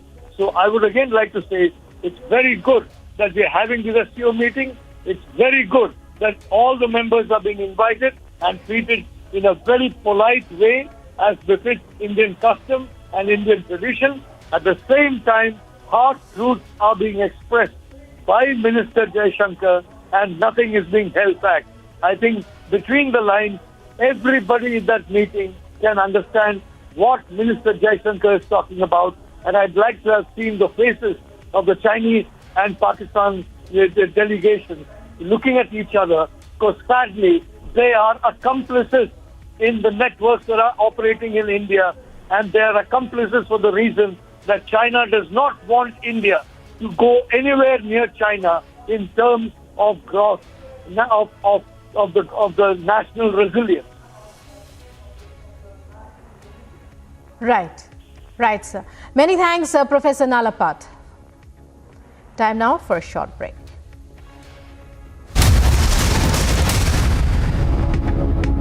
तो एक हिसाब से आप सबका स्वागत है बुद्ध बनने के लिए।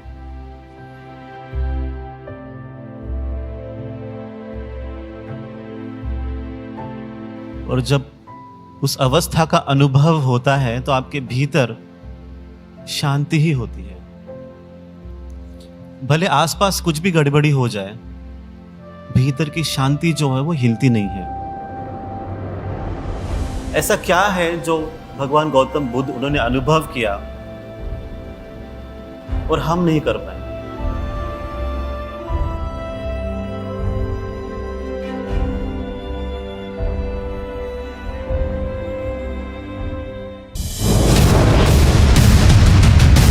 ये चुनाव चुनाव ये तय करने का चुनाव है कि अगले 5 साल तक मोदी जी के नेतृत्व में डबल इंजन सरकार कर्नाटक को आगे ले जाएगी या कांग्रेस की सरकार कर्नाटक को पीछे ले जाएगी।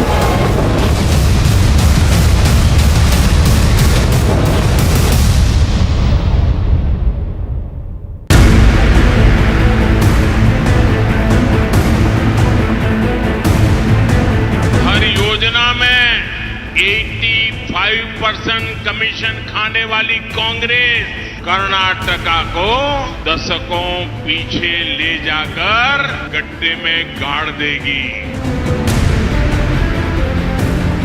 ई बारियां निर्धारा बहुमत बीजेपी सरकारा। इस बार कर्नाटका ने पूर्ण बहुमत वाली बीजेपी की स्थिर सरकार बनाने का निर्णय कर लिया है।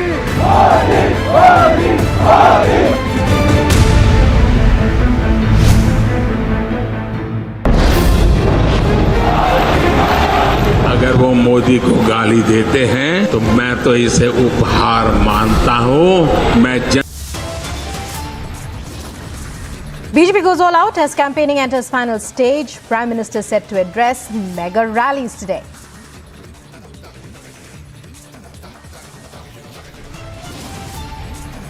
The organization, it is not under the subject of the state government. It is only the power is with the union government. So, regarding that aspect, already Modi has clarified everything. I don't want to intervene in that issue. Senior Congress leader Jagdish Shettar speaks exclusively to Republic TV, says state government has no right to ban any groups.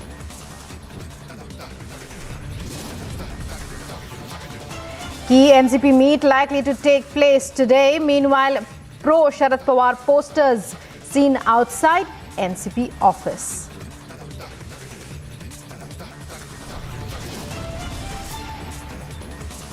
Nationalist Congress Party is set to choose next chief. Ajit Pawar and Supriya Sule front runners.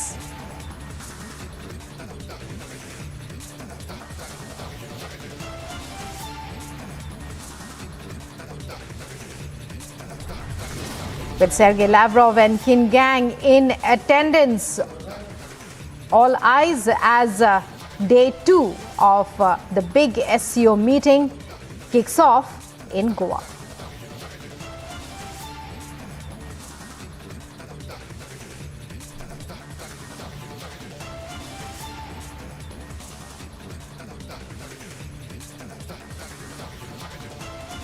Welcome once again to this edition of Live and Breaking. Well, the two-day meeting of foreign ministers of the Shanghai Co-operation Organisation, the SCO members, enters day 2. The meet, which began yesterday, was a huge success. A short while back, External Affairs Minister, who is chairing the meet, gave out the keynote address welcoming the excellencies, the foreign ministers of all the countries in attendance. Let's listen in to what he said in his statement.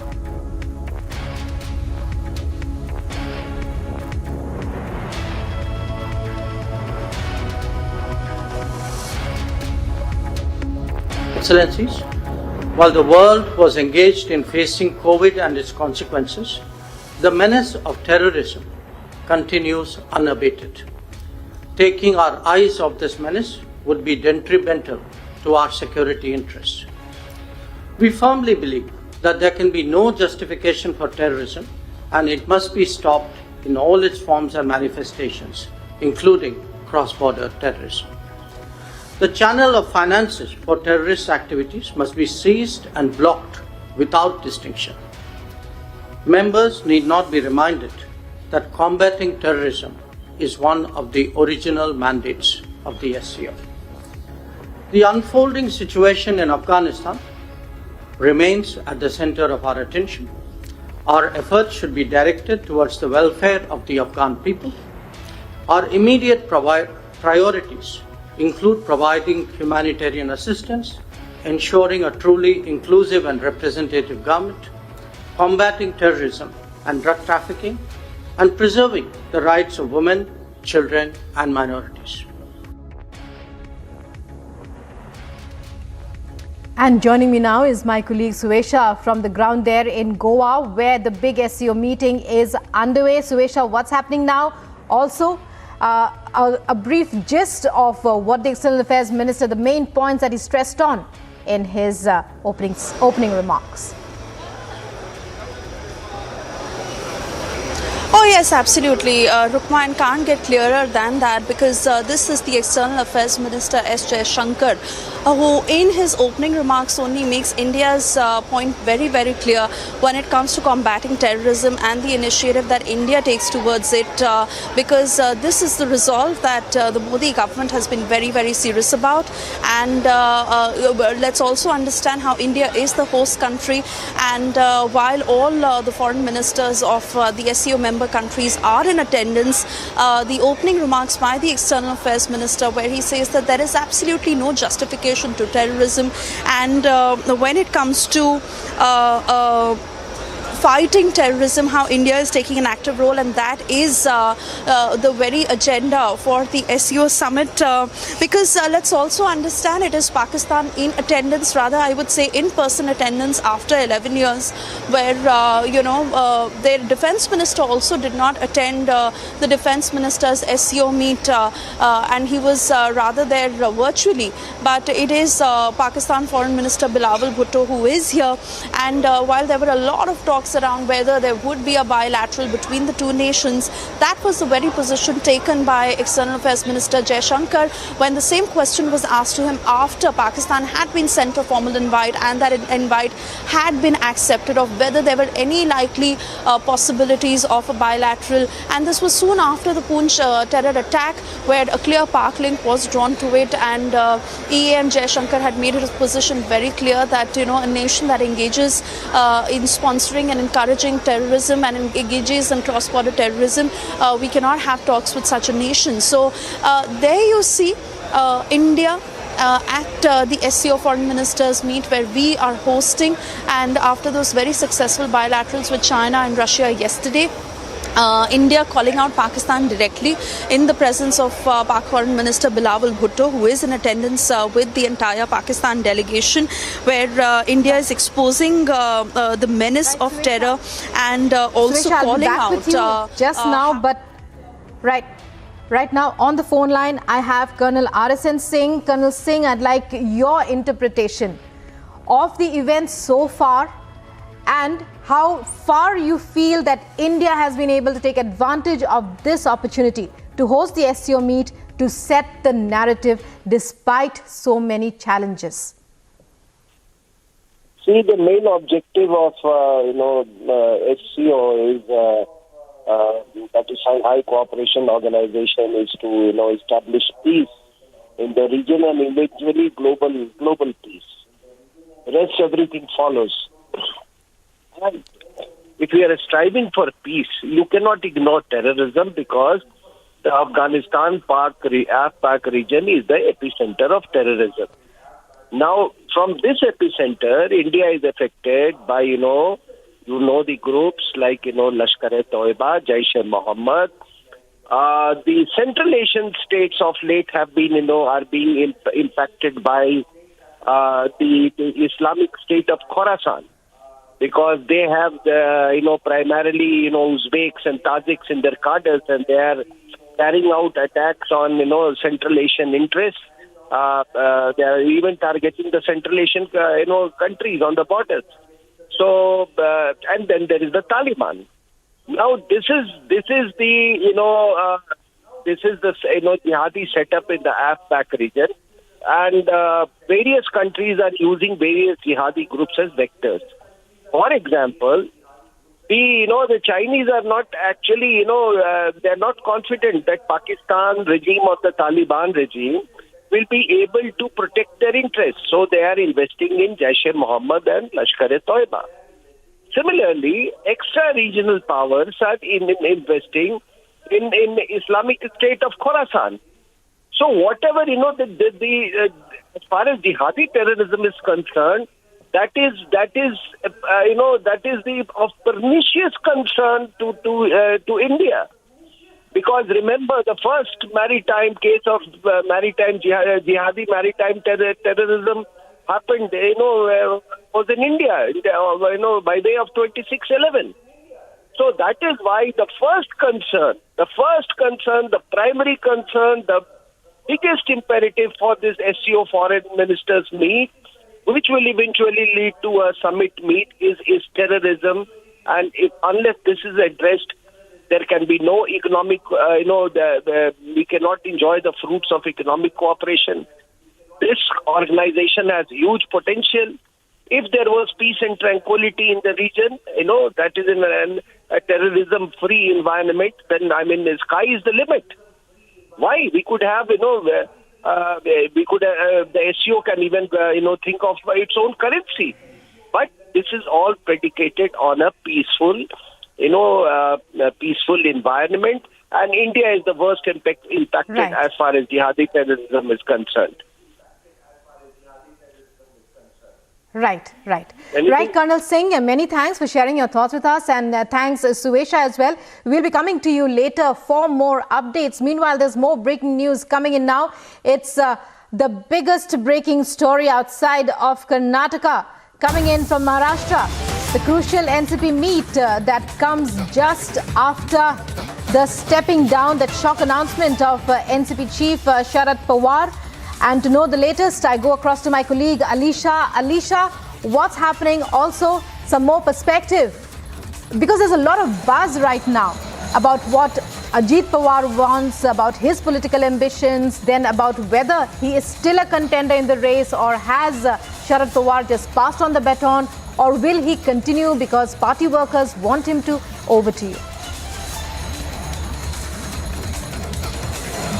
Rukma, well, of course, it was many of the speculation, and specifically who will take over, who will be the successor of Sharad Pawar, because Sharad Pawar on Tuesday, who has resigned as the NCP chief, and there are several protests that has been erupting, whether it is YB Chavan, and today, right outside NCP office, where NCP workers have been protesting, and they are continuously requesting Sharad Pawar to take back his resignation, and he should continue as the chief of the NCP party. So right now we are showing the visuals, and also there are a committee meeting, an important committee meeting which is happening in some time from now, and we know there are some of the decision will be taken, but several proposal has also been given by NCP leaders.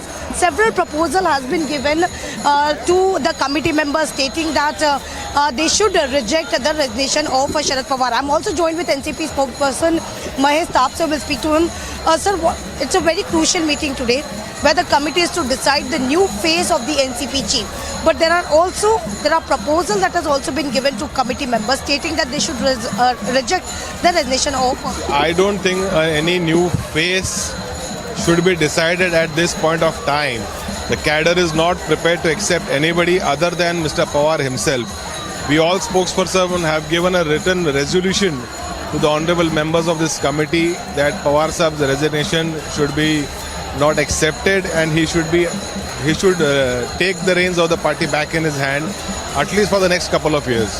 But even yesterday, while speaking to the workers, Sharad Pawar has mentioned that no need to protest henceforth. So there could be possibility, whether the fact there could be decision that itself will be taken by Sharad. We are a party organization who believes in inner party democracy, and we have every right to accept or to protest against any kind of resolution that has been moved by the party.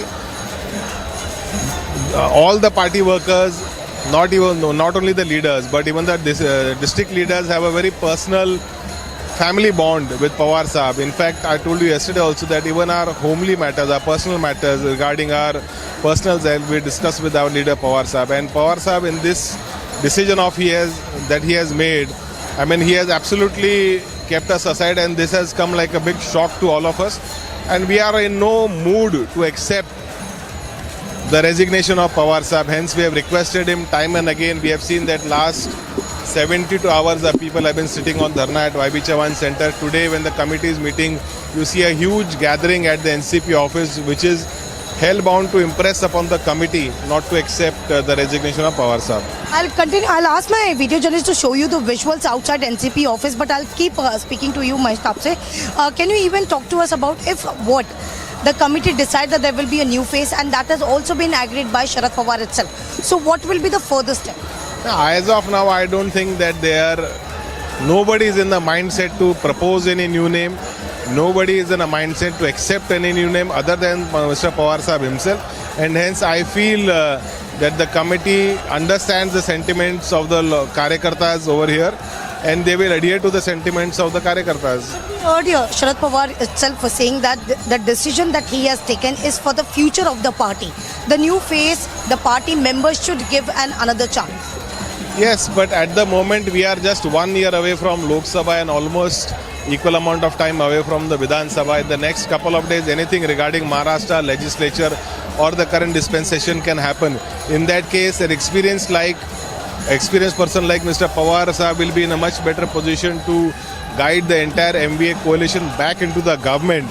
You know, without Mr. Pawar Sahab has been the architect of the MVA coalition, and I think without him being in the controlling the main reins of the MVA, there might be some confusion. I don't say there will be a slippage of the partners, but there will be little confusion, and hence Mr. Pawar is a unifying factor, a binding factor, not only for the MVA but also for the UPA at the national level.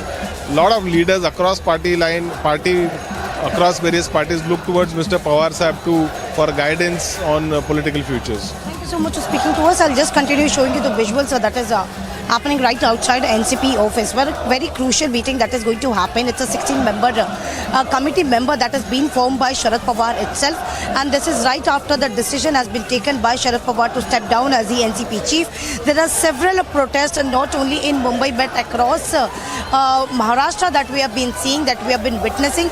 We even heard from the many senior leaders stating that Sharad Pawar, the decision that has been taken has been discussed by any of the leaders. Any of the senior leaders have not been discussed, and this decision will not be acceptable. By the leaders is what has been said, and even the resolution has already been given to them. We'll also try speaking to other workers who are present here. We'll try speaking to them, but yes, as we heard Mahesh Tapse itself, they're saying we are not ready to see anyone but only Sharad Pawar as the face of the NCP. So we have been showing you the visuals at one side when NCP committee is been doing the meeting, but we'll also speak to some of them. क्या आज एक important meeting देखी जा रही है, और ये meeting में ये कमेटी जो है वो एनसीपी अध्यक्ष के एक नया चेहरे के लिए कमेटी बैठाई नहीं, ये अपना शरद पवार जी जो साहब हमारे जो अध्यक्ष है वो जो रिजाइन किए हैं उनको वापस अध्यक्ष पद के लिए हमारी मांगनी है कि हमको वही पवार साहब ही चाहिए. जो देश की स्थिति इस तरह चल रही है क्या उनकी ज़रूरत है अभी. This is the sentiment of the people who have been standing here, and we have been seeing since 4 days where they have been continuously protesting and clearly demanding that Sharad Pawar should take back his resignation. He should continue as the chief of the NCP. So which is why when we have been continuously witnessing that the people are here standing outside. We'll speak to more people here. Sir, आज की meeting काफ़ी अहम देखे जा रही है. एक तरफ आप लोग ये मांग कर रहे हैं कि शरद पवार अपना रेजिग्नेशन वापस ले, वहीं पर जो कमेटी बैठाई गई है, जो मीटिंग होने वाली है, वो नए अध्यक्ष के लिए. नहीं, वैसा अभी तक कोई तय नहीं हुआ नया अध्यक्ष के लिए. जो है आज निर्णय बताएंगे साहब जी कि अध्यक्ष बनने वाला है या नहीं बनने वाला.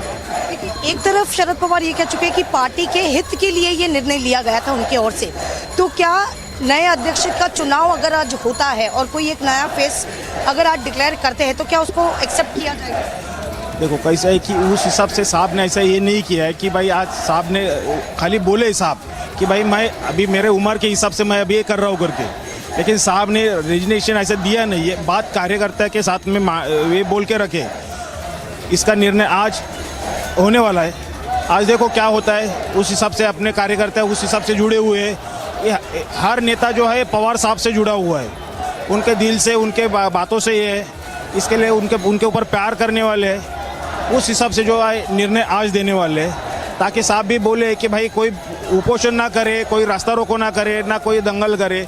उस हिसाब से साहब अपने हिसाब से उस हिसाब से अपना रिजिग्नेशन देगा नहीं देंगे वो आज तय होगा। So all eyes on the committee member as well, because we are expecting right after this meeting there could be a press conference and official announcement to be made. As of now, Sharad Pawar, who will be in YB Chawan, and later he is going to reach to the NCP office. Whether the fact the committee will decide.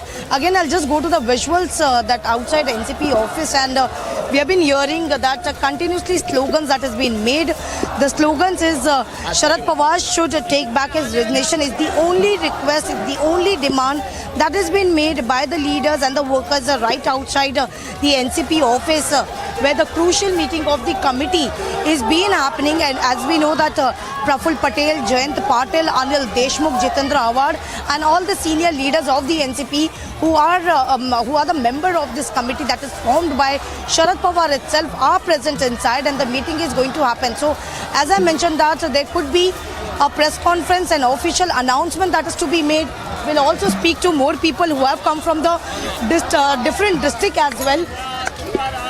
क्या मांगे आपकी है? आज एक meeting होगी, क्या मांगे आप लोगों की है? आज काफी अहम मीटिंग है और शरद पवार जी जो कि ऑलरेडी रिजाइन कर चुके हैं उनकी जगह पर लेकर आते हैं। शरद पवार जी साहब ने जो निर्णय लिया है, वो अचानकपणे जो निर्णय लिया है, वो महाराष्ट्र के राजनीतिक लोग, पार्टी के लोग और महाराष्ट्र के तमाम ये सांप्रदायिक लोगों को जच नहीं रहा है। इसलिए साहब ने बहुत लोगों को बहुत ढंग से मदद किया है। अब ये कुछ दिन साहब ने रुकना चाहिए और 2-3 साल के अंदर लोकसभा, विधानसभा का या राज्यसभा का उनका जो टर्म है वो खत्म होने के बाद साहब ने निर्णय लेना चाहिए। ऐसी सारी लोगों की मांग है। सांप्रदाय के लोग महाराष्ट्र, नागपुर, खानदेश, रायगढ़ से लोग सब लोग आ रहे हैं। ये यहाँ पे स्थानिक थोड़े लोग हैं, बाहर पुलिस ने लोग वहाँ पर रुका के रखा है। यही मांग है कि साहब को मनाने के लिए ये हमने भजन का सामूहिक आयोजन किया है। So these are the people, the sentiment of the people, of the workers of the NCP clearly demanding that Sharad Pawar left with no option but to take back his resignation. It's been continuously, and we have been seeing that people across Maharashtra is reaching here at the NCP office. I'll just go to the visuals, and I would like to hear from my director, because there were some of the instructions that I could not be able to hear because of the chaos that has been happening and the drama that we have been seeing outside NCP office. But yes, what we have been so as we have been witnessing that there are NCP workers who are still protesting and requesting Sharad Pawar to take back his resignation. We'll also go to some reaction that has been coming on the same story, and we'll give you more update on it. But first, listen to some reactions. विचार किया, विचार विमर्श के बाद हम इस फैसले पर आए हैं कि महाराष्ट्र के हो या देश के जो राष्ट्रवादी कांग्रेस के नेता और कार्यकर्ता, ये सब लोग जो है कहते हैं कि पवार साहब ही अध्यक्ष रहने चाहिए। इसलिए कोशिश करने के बाद भी कोई पर्याय हमारे सामने नहीं है, और इसलिए हम वही प्रस्ताव मंजूर करेंगे कि पवार साहब ही राष्ट्रवादी कांग्रेस पार्टी के अध्यक्ष पद पर बना रहे।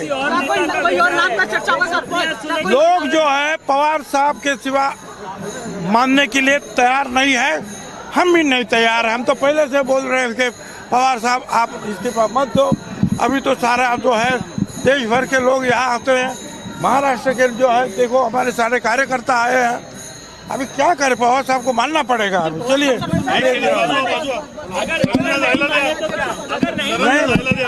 हम क्या अभी नहीं मानेंगे तो घर के सामने हम शर्त करेंगे, और क्या। I'm being joined by Mr. PC Chako, who is in fact arrived out here at NCP State Office. He's one of the member of a committee who will decide the future party chief of NCP. Sir, what are the thought process? What is going behind you? Inside the members and the committee members? What is going right now? And who could be the next possible party chief? The question of future party chief does not arise. That discussion is not here in this committee. This committee is deciding only one thing, that is, we are going to request Sharad Pawar ji to withdraw his resignation.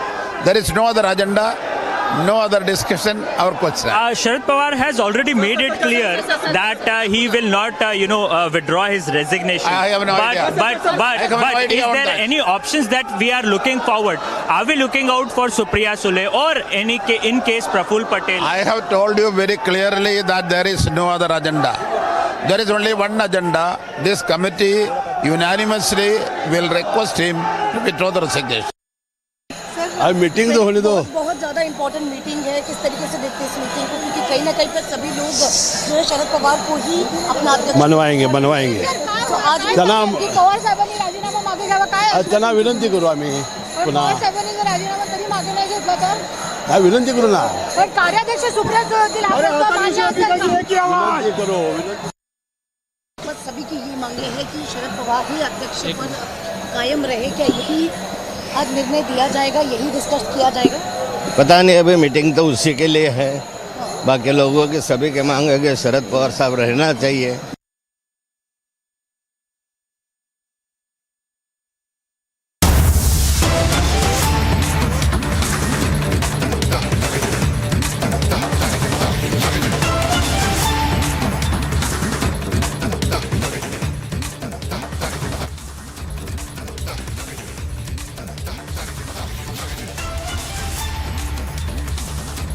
And breaking news coming in on this very story. Well, just a short while, we were just showing you those reactions, the mood outside the NCP office, among the members, among the cadre. Over to my colleague Alisha, who's joining us there from the ground and who can give us in detail the exact details of what's happening. Alisha, we believe the committee has rejected his resignation. Clearly an expected move.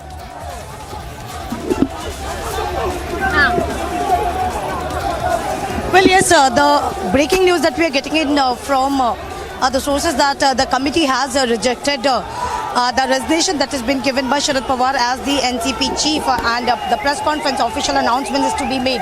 But a huge drama that we have been witnessing at this point of time outside the NCP office, that there are people, and we can also see that some of the workers who have also poured kerosene is what we have been witnessing at this point of time, and the other workers. So he has put a petrol on him is what the people have been saying. So that is the visual that we have been witnessing at this point of time right outside the NCP office. As we have been seeing that there are continuously demand, and they are very much adamant of the decision, clearly stating that Sharad Pawar should reconsider and take back his resignation. Sharad Pawar, who left with nothing, but he has to take back his resignation and continue as the NCP chief. So now what we know that the committee, the 18-member committee that has been formed by Sharad Pawar itself, there was a meeting. The senior NCP leaders who were present right in the meeting, including Praful Patel, Jayant Patil, Anil Deshmukh, Jitendra Awar, Chhagan Bhujbal, Hasan Mushrif, and other senior NCP leaders. The committee that was formed, they have rejected the resignation of Sharad Pawar. So there could be an official announcement that is to be made in some time from now, where we could know the exact details of the committee as well, because this is the meeting where this is the press conference that is going to happen, where all the senior NCP leaders is going to be present in the same meeting, and the final decision will be taken. But what we know at this point of time, that the committee has rejected the resignation of Sharad Pawar, and what we have been seeing at this point of time, it's a massive drama outside NCP office, and the workers who are continuously saying that Sharad Pawar has to take back his resignation. We cannot see anyone else but only Sharad Pawar as the leader. So now, as we know that the committee has rejected the resignation of Sharad Pawar, so what will be the further decision?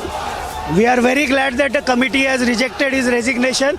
I think it has to be formally announced in the press conference, so we are waiting for that. What do you say that Sharad Pawar now has to take back his resignation? And 100% since last 3 days, all the Karyakartas across Maharashtra have been requesting him to reconsider his decision and take back his resignation. We all want to see him as National President of Nationalist Congress Party. But as we also seeing, there are workers who have been protesting and continuously asking. Also, some of the people have poured kerosene on him. So such kind of, is this something of pressure? The feeling of Karyakartas is very intense. We cannot see NCP without Sharad Pawar, and he has to stay as the national president of NCP. This is the feeling and the sentiment of the NCP workers, clearly saying we cannot see anyone. I'll just ask my video journalist Neeraj to show you the visuals of outside NCP, and there could be any time from now an official announcement that is to be made. The decision that has been taken by committee, because committee has rejected the resignation of Sharad Pawar, and where he has to remain as the chief of the NCP is what we know. But the visual that we have been witnessing, the visual that we have been seeing from outside NCP office where the huge drama that has been erupted, and some of the either way the workers are protesting, and they are clearly and adamant over the decision. They are saying that we cannot see anyone, and even heard from many of the leaders of the NCP, very senior leaders, before going to the meeting. Also the members of the committee clearly stated that the proposal has been given to us, the decision that the committee has to take, but also it is Sharad Pawar who is going to remain as the chief. So that is something of pressure that has to be mounted on Sharad Pawar at this point of time, where he has to take back his resignation and continue as the chief of the NCP. But there could be an official announcement, because what we know that the committee which has rejected the resignation of Sharad Pawar, and there will be an official announcement that to be made in some time from now.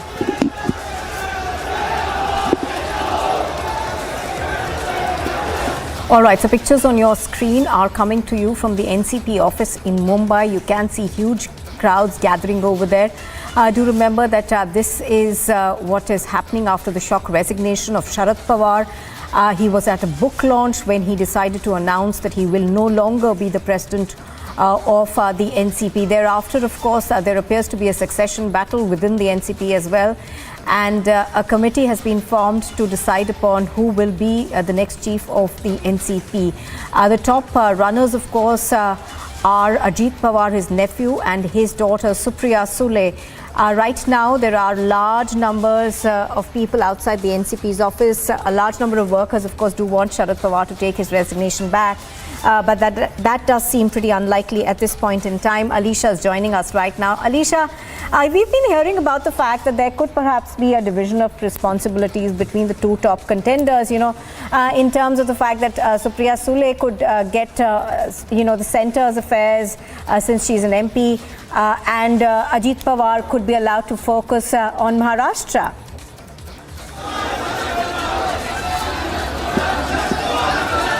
Well, yes, Nupur, we know that there was some of the proposal that has been given even from the members, because the statement that was given by Ajit Pawar itself clearly stating that the new face should get a chance, and the decision has been taken by Sharad Pawar is something on his looking at his age and the experience, of course, where Sharad Pawar is going to continue, and he will give guidance and support to the NCP. But now what we have been seeing that since the time Sharad Pawar in a book launch where he has announced his retirement, he says that he will not continue as the NCP chief, and he was very much adamant towards his decision as well, because even yesterday it's been 3 days where the workers who were continuously protesting, first in YB Chavan, because there is when Sharad Pawar itself was present in the meeting.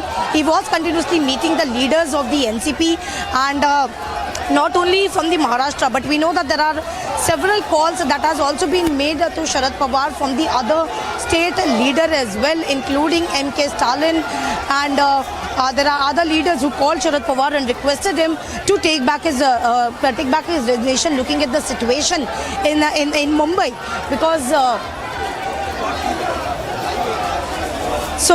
we have been seeing the visuals right outside the NCP office where anytime from now there could be the possibility of the press conference, because committee has clearly rejected the proposal, the resignation of Sharad Pawar, and official announcement to be made.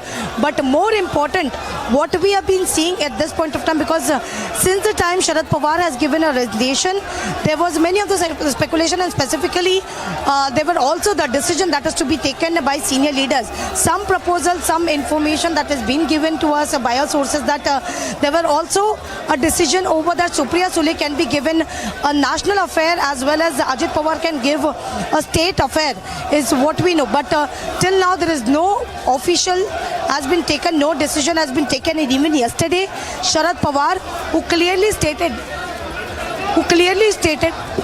who clearly stated that at this point of time where he cannot decide over this, today on the 5th of May he will decide, and he will take the feelings and the sentiment of the workers into consideration, and he will decide over it. So this is when the workers who've been leaving this location while they were protesting continuously, only on one assurance from the Sharad Pawar that Sharad Pawar may reconsider his decision. But what today we know, there are several proposals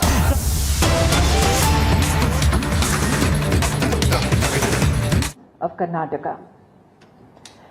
At the onset, I would like to give thanks to all the citizens who contributed towards drafting of the manifesto.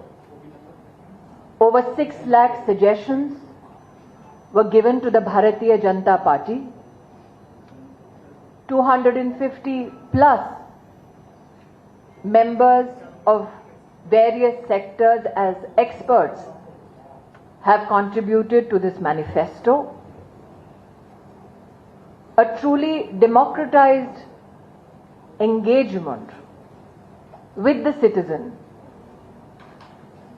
of building a stronger state so that the state may lead the building of New India.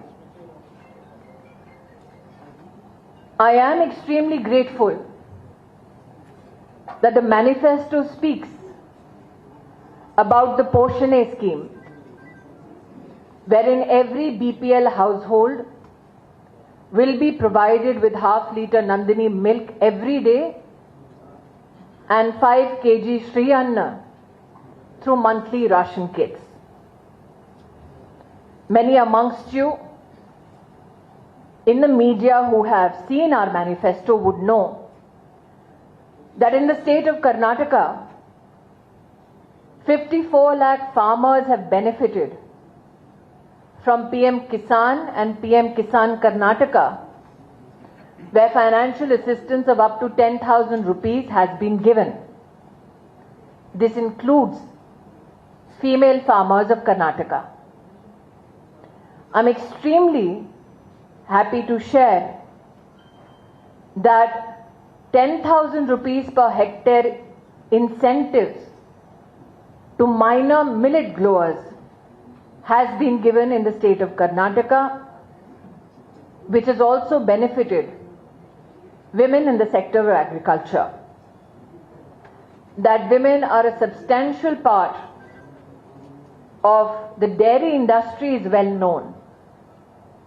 And that is why I am grateful that while the achievement of the Bharatiya Janata Party is transference of over 1,644 crores as incentives to over 8,95,000 dairy farmers through DBT. In the manifesto, we promise increase of incentive to be provided to dairy farmers to 7 rupees per litre. This will greatly benefit women in the dairy sector. I'm extremely pleased to share that in our manifesto, the Bharatiya Janata Party promises free transport for agricultural, horticultural and dairy products up to 50 kgs from our villages to urban markets. As you know, not only will this benefit women in the dairy sector, but also women in the agro-processing segment, especially those women who work under the aegis of self-help groups.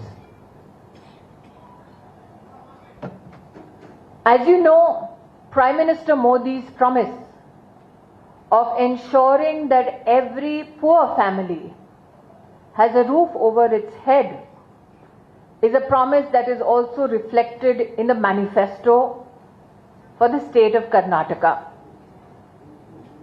I'm happy to share that the Bharatiya Janata Party has promised an expansion of the housing scheme wherein 5 lakh houses for the urban poor will be constructed. Undoubtedly, women in such families will be the beneficiaries. Health and nutrition is a priority for the Bharatiya Janata Party, and that is why, through the efforts of the Pradhan Mantri Ayushman Bharat Yojana, today in the state of Karnataka, 1,38 lakh people are covered under the Ayushman Bharat Yojana that gives medical support up to 5 lakh rupees. I am happy to share and announce, as has been given in the manifesto, that this insurance cover under Ayushman Bharat Arogya Karnataka will be raised to 10 lakh rupees per family. As a part of our promise to the citizens of Karnataka, the Bharatiya Janata Party assures strengthening of the public healthcare systems by ensuring the establishment of a medical college and a super speciality hospital in every district. What brings great joy to the female Karyakartas of the Bharatiya Janata Party is that our manifesto also promises the establishment of a nursing college in every district of Karnataka. Additionally, Bharatiya Janata Party in the state of Karnataka promises to set up regional centers of the Karnataka State Nursing Council. This again will not only give new opportunities to young women for higher education, but also better employment opportunities. We are extremely elated to receive positive feedback from senior citizens who, after reading the manifesto, have expressed delight at the fact that the Bharatiya Janata Party, after victory and establishment of the new government, will provide free annual master health checkups with affordable diagnostics for all senior citizens of the state.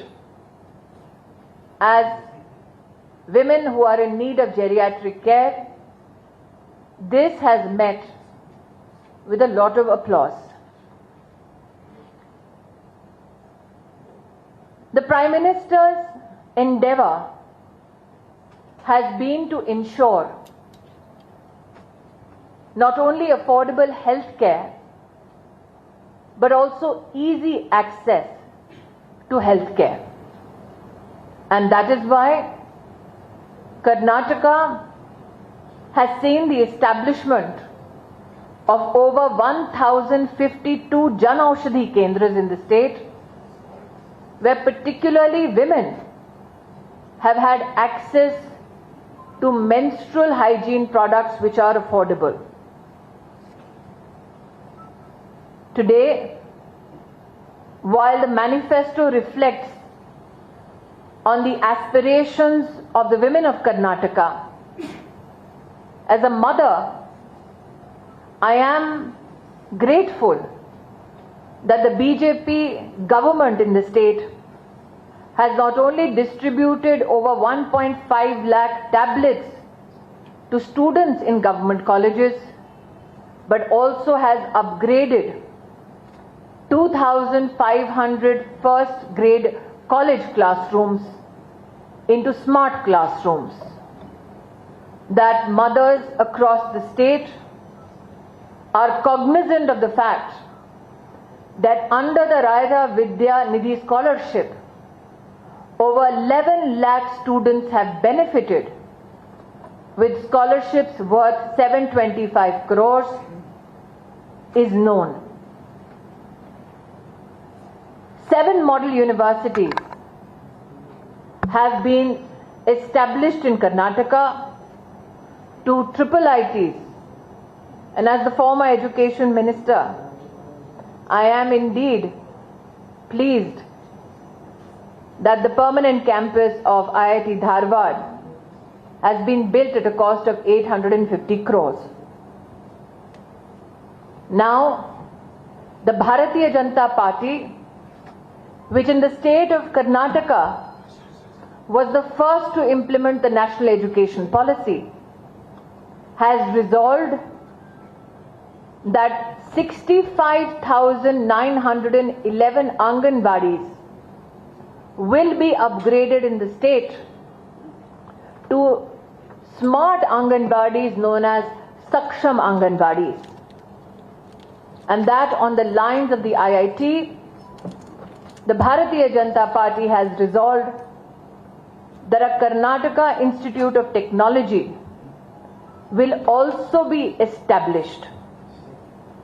That women in the state have been witness to the fact that 235,000 households that were bereft of electricity now have electricity connections, that 43 lakh tap water connections have been provided under Jal Jeevan Mission at a cost of 9,709 crores in Karnataka, that 37 lakh free LPG connections have been given in the state, that 10 lakh children and 2 lakh pregnant women have been immunized against life-threatening diseases, that the Bharatiya Janata Party government in the state has already allocated 1,000 crores for providing free bus passes to 30 lakh women working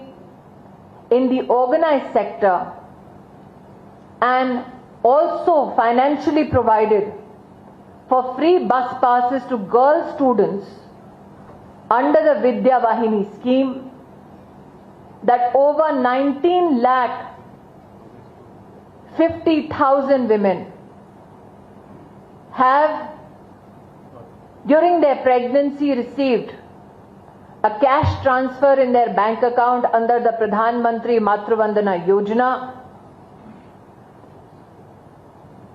Today, apart from celebrating these contributions of the Bharatiya Janata Party with regards to gender justice, I am happy to share that the Bharatiya Janata Party in its manifesto has announced an increase in the pension for women who are widowed to up to 2,000 rupees, a promise of distribution of Suraksha Janani Bharavase kit to every pregnant woman, which is worth 21,000 rupees, the establishment of hostels for working women and female students in Hubli, Belgavi, Kalaburgi, Mysuru, Mangaluru, Tumkuru and Davangere in a PPP model, and the Onake Obawa Samajika Nyaya Nidhi, which the Bharatiya Janata Party will ensure that we provide a matching deposit of 10,000 rupees on a 5-year fixed deposit made by women of the SC/ST households.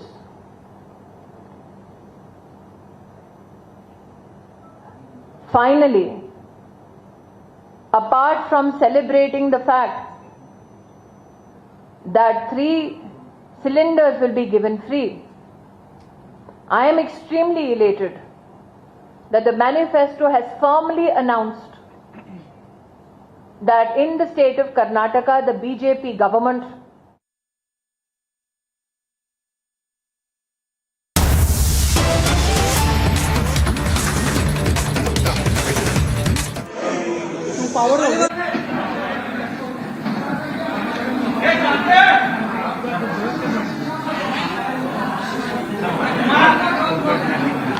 ते मागचे दार बंद करा please, दार बंद करा, कार्यकर्ते बाहेर राहा ना प्लीज,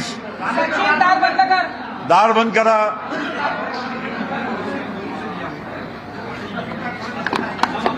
नमस्कार मित्रांनो, मागील 2 मेच्या दिवशी यशवंतराव चव्हाण प्रतिष्ठानमध्ये आदरणीय शरद पवार साहेबांच्या पुस्तकांच्या जीवन 2015 पासून आजपर्यंत पार्ट 2 त्या प्रकाशनच्या वेळी आदरणीय शरद पवार साहेबांनी त्यांच्या भाषणात अचानक एक अतिशय महत्त्वाची सूचना केली होती की मी आज दिवसापासून राष्ट्रवादी काँग्रेस पक्षाच्या अध्यक्षपदाचा राजीनामा देत आहे.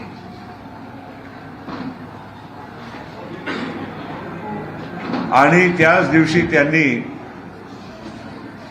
पुढील कारवाईसाठी राष्ट्रवादी काँग्रेस पक्षाच्या अध्यक्षाची जबाबदारी कोणावर सोपावी त्यासाठी एक समितीच्या गठन सुद्धा त्यांनी सुचवला होता. आणि माझं नाव त्यामध्ये पहिलं असल्यामुळे आणि मी पक्षाच्या राष्ट्रीय उपाध्यक्ष असल्यामुळे या समितीच्या निमंत्रक म्हणून मला ती जबाबदारी त्यांनी त्यांच्या भाषणात दिली होती. त्या दिवशी खरोखर त्यांच्या भाषणात जे काही त्यांनी उद्गार व्यक्त केले आम्ही सगळे स्तब्ध झालो. आम्हाला अजिबात कल्पना नव्हती की आदरणीय पवार साहेब असा निर्णय त्या कार्यक्रमामध्ये जाहीर करतील. आपण सगळे बऱ्याचपैकी तिथे होते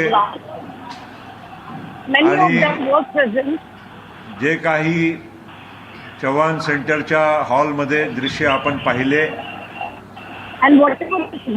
सगळ्यांची भावना सगळ्यांनी व्यक्त करण्याचा पण त्या दिवशी प्रयत्न केला. आणि चव्हाण सेंटरच्या कार्यक्रमानंतरही माझ्यासारखे अनेक पक्षाचे ज्येष्ठ मान्यवर यांनी पवार साहेबांची भेट घेतली. एकदा नाही वारंवार घेतली. आणि आम्ही त्यांना सारखी विनंती त्या दिवसापासून करत राहिलो की साहेब आज देशाला, राज्याला आणि पक्षाला तुमची फार मोठी जरूरत आहे आणि या पक्षाचा नाव आणि आधारस्तंभ फक्त तुम्ही आणि तुम्हीच आहात. शरद पवार साहेब आज आपल्या सगळ्यांना माहीत आहे की या देशामध्ये, राज्यातच नव्हे पण देशामध्ये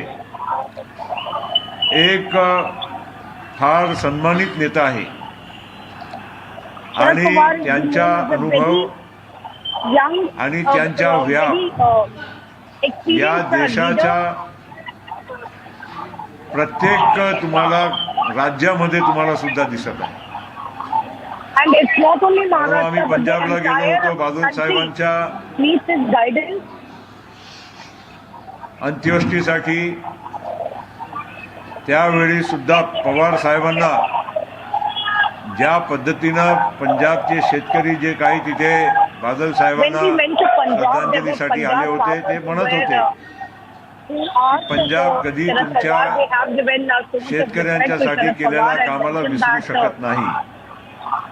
असे वेगवेगळ्या ठिकाणी तुम्ही देशाच्या कानाकोपऱ्यात गेले तर असे उद्गार त्यांच्याबद्दल व्यक्त होत आहे.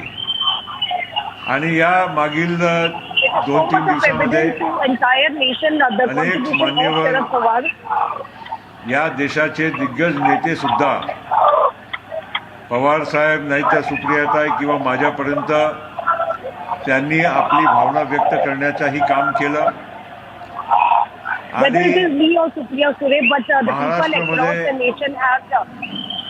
राष्ट्रवादी काँग्रेस पक्षाच्या सर्व कार्यकर्त्यांची भावना जिल्ह्यामध्ये गावागावामध्ये आपल्याच माध्यमातून आम्हाला सगळ्यांना दिसायला मिळाली. राष्ट्रवादी काँग्रेस पक्षच नव्हे पण अन्य अनेक मान्यवरांचाही या महाराष्ट्रामध्ये आणि देशामध्ये पवार साहेबांनी या सक्रिय पदावरून सोडू नये आणि जाऊ नये असा मत व्यक्त केलं. राष्ट्रवादी काँग्रेस पक्षाचे आमच्या कार्यकर्त्यांची तीव्र भावना या मागील 2-3 दिवसामध्ये आपल्या सगळ्यांना बघायला मिळालेली आहे. आणि आज जितके लोक बाहेर आहे हे तर ठीक आहे पण अख्खा महाराष्ट्रामध्ये देशामध्ये जिथे जिथे राष्ट्रवादी काँग्रेस पक्षाचा कार्यकर्ता आज आहे तो खरोखर त्यांच्या मनामध्ये वेदना आहे, दुःख आहे आणि नाराजी सुद्धा आहे. आणि या भावनाच्या आम्ही नजरअंदाज आम्ही करू शकत नाही. पवार साहेबांनी जे काही निर्णय त्यांनी घेतला परत मी म्हणतो की त्यांनी आम्हाला कोणाला विश्वासात न घेतलं आणि तेव्हा त्यांनी हा निर्णय जाहीर केला. आज जी जबाबदारी कमिटीवर त्यांनी दिली होती त्याची बैठक आम्ही बोलवली. 2 तारखेला त्यांनी जाहीर केलं पण स्वाभाविक आहे बाहेरचेही लोक या कमिटीमध्ये आहे जे या राज्यातले बाहेरचे पण आहे. त्याशिवाय सुद्धा आम्ही 2-3 दिवसापासून त्यांना सतत दररोज भेटत होतो आणि त्यांना विनंती करायचं काम सुद्धा करत होतो. आज कमिटीने या बैठकीमध्ये एक ठराव आम्ही पारित केला आहे आणि सर्वानुमते आम्ही पारित केला आहे. ठराव मी आपल्या समक्ष वाचून दाखवतो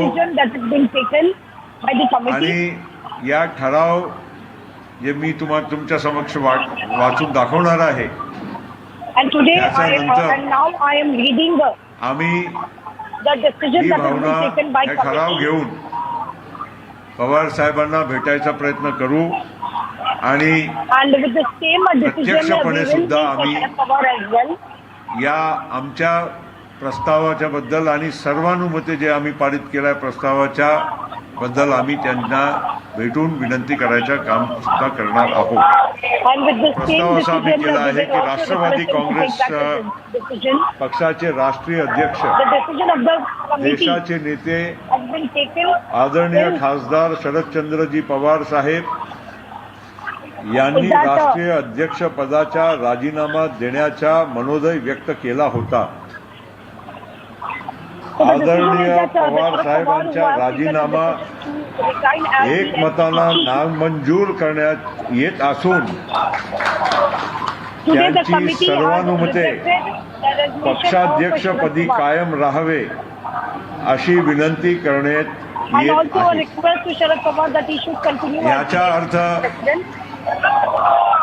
हेच आहे की आमची सर्वांची भावना सामूहिक आणि सर्वानुमते हीच आहे की पवार साहेबांनी याच पदावर कायम राहावं आणि जे राजीनामा देण्याची जी त्यांनी संकल्पना केली आणि जाहीर केलं त्यांनी आमच्या सर्वांच्या आणि या देशामध्ये कोट्यावधी लोकांच्या भावनेचा आदर करून सन्मान करून त्यांनी हा निर्णय त्यांचा वापस घ्यावं अशी या आजच्या मीटिंगच्या द्वारे आम्ही त्यांना विनंती करत आहोत. मित्रांनो, आता अधिक काही या विषयावर आज बोलण्याचा अर्थ नाही आहे. जे आमचा निर्णय आहे ते आम्ही आदरणीय पवार साहेबांच्या पर्यंत जाऊन आम्ही त्यांना ही विनंती करणार आहोत.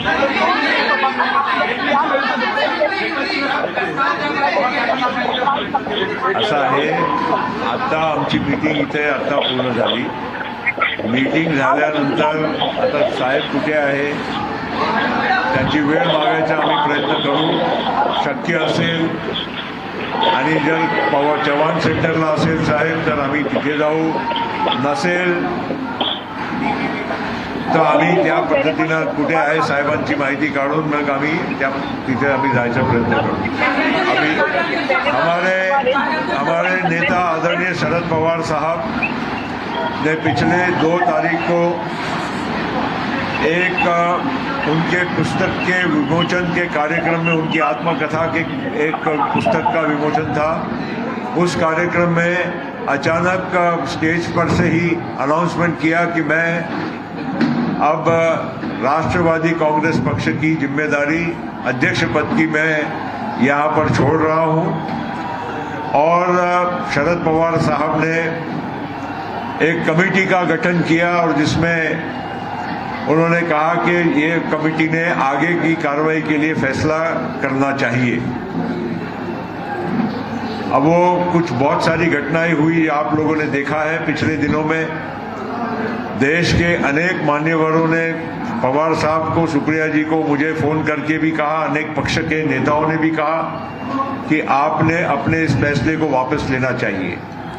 और उसी के साथ साथ हमारे राज्य में भी जो कई नेता हैं, मान्यवर हैं, विविध क्षेत्र के लोग हैं और खास करके राष्ट्रवादी कांग्रेस पार्टी के सभी कार्यकर्ता हैं, इन्होंने पिछले 3 दिनों से बहुत अपनी भावना को तीव्र तरीके से व्यक्त करने का काम किया है.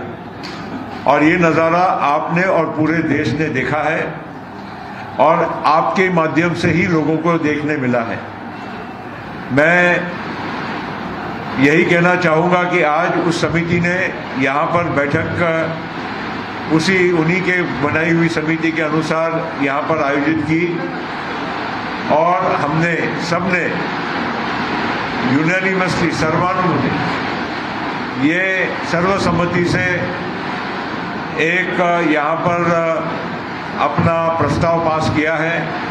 और वो प्रस्ताव मैं पढ़ के केवल इतना ही बताऊंगा कि राष्ट्रवादी कांग्रेस पक्ष के राष्ट्रीय अध्यक्ष, देश के नेता माननीय शरद पवार साहब, इन्होंने राष्ट्रीय अध्यक्ष पद का इस्तीफा देने का अपना विचार व्यक्त किया था. आदरणीय शरद पवार साहब का राजीनामा हम एक मत से सर्वानुमत नामंजूर करते हैं और उनको सामूहिक तौर से ये हम विनंती करते हैं कि उन्होंने अपने इस पद पर कायम रहना चाहिए और ये जिम्मेदारी उन्होंने निभाते रहना चाहिए. तो ये हमारा ये ठहराव है और ये प्रस्ताव को हमने पारित करके अब हम पवार साहब को भी विनंती करेंगे कि ये पक्ष की भावना है, पक्ष के सभी जिम्मेदार लोगों को जिनको आपने ये काम कहा था कि अगले अध्यक्ष का आप चयन करिए, तो ये हमारा फैसला है कि हम अध्यक्ष का चयन नहीं कर पाएंगे क्योंकि सभी की भावना ये है कि आप ही ने इस देश का राष्ट्रवादी कांग्रेस पक्ष का राष्ट्रीय अध्यक्ष पद का कार्यभार संभालना चाहिए.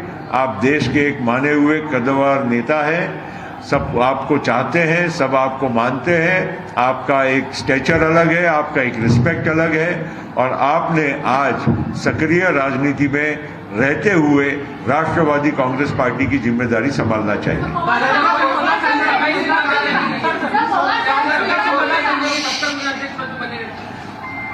हमने कोई मर्यादा तो नहीं रखी है ना.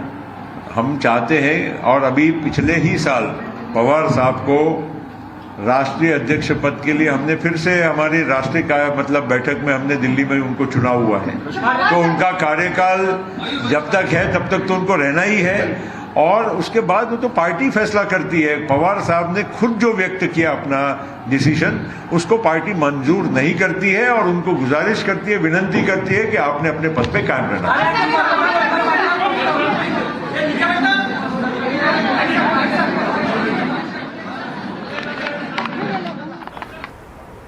So, very, very clear signal coming out from the NCP's top leadership. Praful Patel over there saying that the committee that was formed to essentially look into the resignation of Sharad Pawar has rejected his resignation and that he must continue for the term that he was elected to. So, we'll have to wait and watch for how this really pans out. Now, whether this goes back to Sharad Pawar and he has to essentially say, yes, I'm going to continue till at least my term ends as president or not. It's a lot of it is left in the open. Let's in fact touch base with Alicia, who will perhaps be able to demystify this for us a little more. Alicia, so what we know so far is that the committee has rejected Sharad Pawar's resignation, and Praful Patel over there making it very clear that they would like him to remain for the term that he's being elected. How do you think this is going to translate, and what are the reactions likely to be from Ajit Pawar in particular?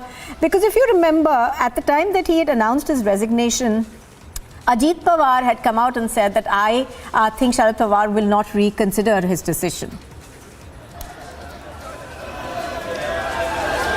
Well, Nupur, it will be very interesting to see, because here is the committee has already decided and they have rejected the resignation of Sharad Pawar, and rather the fact they are also going to meet Sharad Pawar later in a day, and we heard Praful Patel clearly mentioning that the decision that we have taken is that we are not ready to accept the resignation of Sharad Pawar is what has been told, and the same message will be given to Sharad Pawar. They will go and meet.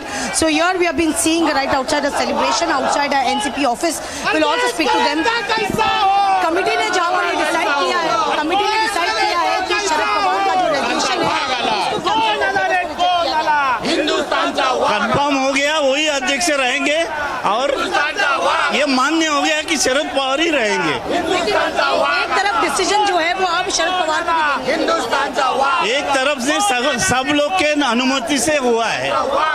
This was the decision and the sentiment, as we also heard Praful Patel clearly saying that it is a sentiment not only of the senior leader of the NCP but across the nation. We'll continue to show you the visuals outside the NCP office, where there are celebration right after the decision that has been given by committee, saying that there is only one decision that has been taken unanimously, where all of them have equally decided to reject the resignation of Sharad Pawar, and the same message will be conveyed to Sharad Pawar. Now, Alicia, do you think that this would essentially strengthen Sharad Pawar's position? Because do remember, right before, we saw this resignation happening at that book launch, it was very sudden. There were rumblings within the NCP. There was talk of the party essentially splitting. But with all of this, do you now think that Sharad Pawar's position within the party and also, the message that needed to go out perhaps to other people within the party is very, very clear?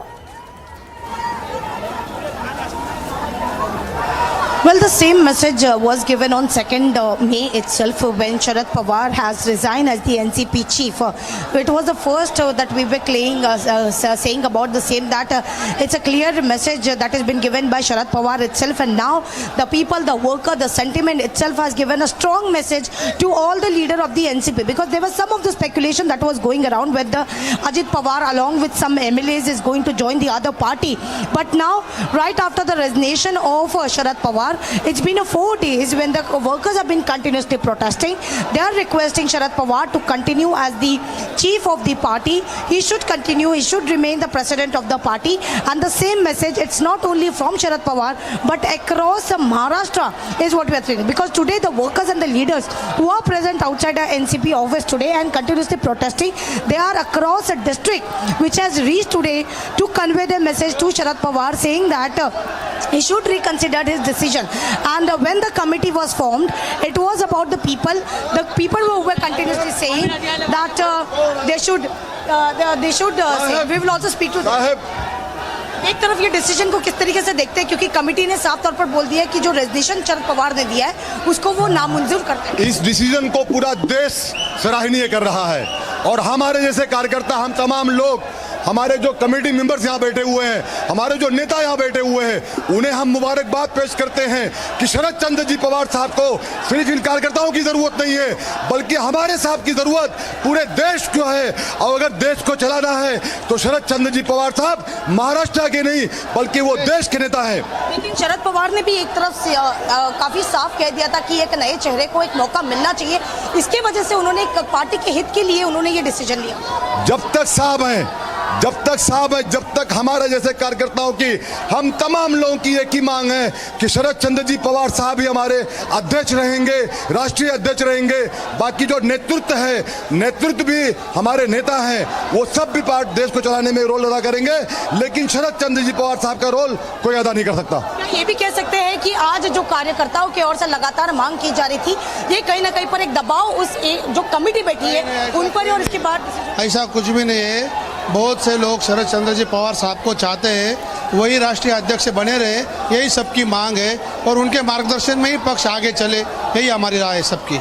So this is the sentiment and what the visuals that we have been continuously seeing and speaking to the people, clearly mentioning that they want only Sharad Pawar as the leader, as the chief of the party. They are not ready to accept any other face, because that is something being mentioned, whether it is Sharad Pawar or whether it is Ajit Pawar. We heard the even statement on the same day when Sharad Pawar resigned from his post, where Ajit Pawar has also mentioned that there are some new face has to be given, because considering the age and the health issues of Sharad Pawar, this is where the Sharad Pawar has taken a decision to resign from the post and give someone else a new chance about it. We'll also speak to the women कार्यकर्तास who have been present here. आज committee ने जो निर्णय लिया है उसको लेकर आप किस तरीके से देखते हैं, क्योंकि कमेटी ने शरद पवार जी का रेजिग्नेशन को ही नामंजूर किया है। जी हाँ, हम सब लोग कार्यकर्ता बहुत खुश हैं। हमारे लिए दिवाली है ये, क्योंकि जो कार्यकर्ता की मांगनी थी, जो हम लोग की जो ये थी, इसके लिए सब लोग दूर दूर से आए। हम लोग बहुत खुश हैं कि पवार साहब हमारे अध्यक्ष रहेंगे और उनके नेतृत्व में हम लोग काम करेंगे। हम लोग बहुत खुश हैं। इस अध्यक्ष पद पे शरद पवार के अलावा कोई और देख नहीं सकते? नहीं, अभी तो फिलहाल हम पवार साहब के सामने किसी को नहीं देख सकते, क्योंकि पवार साहब को देख के हम लोग सब कार्यकर्ते, छोटे छोटे कार्यकर्ते भी हम लोग काम कर रहे हैं और उन्हीं के सामने हम लोग सीखे हैं, आगे जाएंगे और उनके नेतृत्व में हमें आगे जाना है। आज जहाँ तक देख रहे हैं, कमेटी ने साफ तौर पर मतलब एक आखिरी जो शरद पवार को भी इसके बारे में बताना है, अगर वो निर्णय नहीं बदलते अपना, तो किस तरीके की कमेटी देखी जाएगी? नहीं, हम तो ये सब लोग इस्तीफा देंगे, इतना ही हम कर सकते हैं। साहब ने जब निर्णय नहीं बदला होगा तो सब लोग घर पर बैठते थे।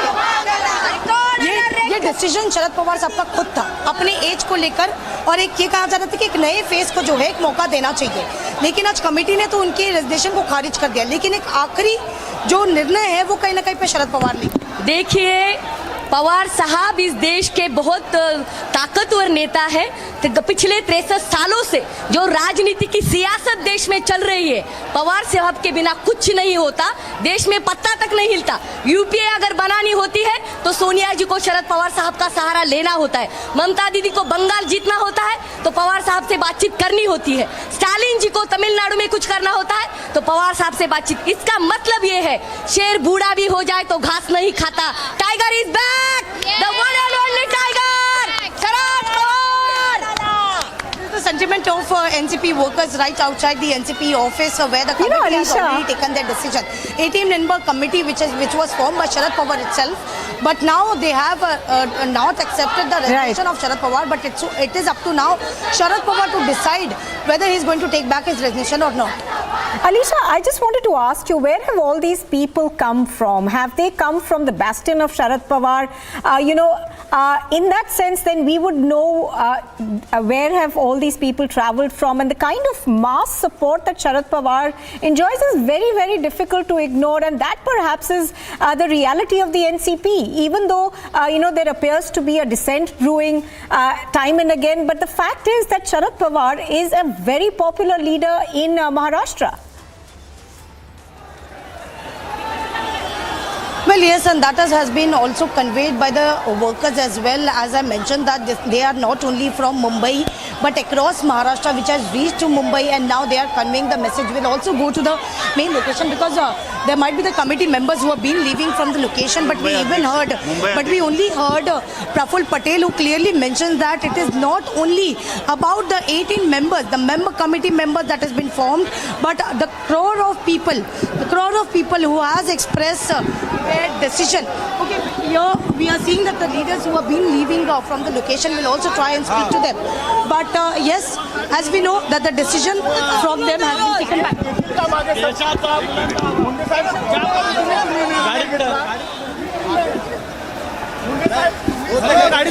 कमिटी ने जो निर्णय लिया है मान्य करते आम्हाला विश्वास आहे तर इथे गाडी आहे ना माझी तुम्ही तुमच्या गाडीत बसता आपल्याला परत भेटले यस हां the decision that has been taken by committee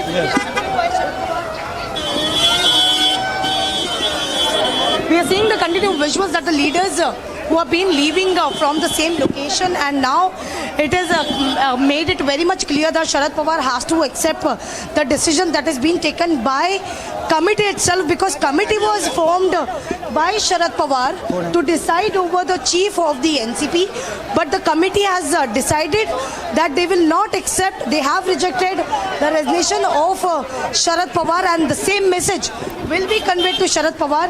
And now again they are going to make a request to Sharad Pawar to reconsider his decision, is what the committee members has also mentioned. And even Praful Patel in the press conference has said that only one decision has been taken where the committee has been formed, and it's not only the sentiment of the committee members, but the sentiment of crore of people who have reached Mumbai just to request Sharad Pawar to take back his decision, because we heard many of the leaders clearly saying they're not ready to accept any new faces. No new face can be the chief of the party, but only Sharad Pawar. The visuals on your screen, as you see, that the committee members who left from NCP office right after the meeting, the decision might be conveyed to Sharad Pawar now, and they're trying to figure it out where is Sharad Pawar, whether he could be at. Alisha, just hold your thoughts. Shagan Bhujbal over there waving to the crowds as he moves away from the NCP's office. Alisha, I wanted to ask from you that there were, I think, about 12 members in that committee. Was this a unanimous decision, or were there any dissenting members who felt that this resignation should not be taken back? No, this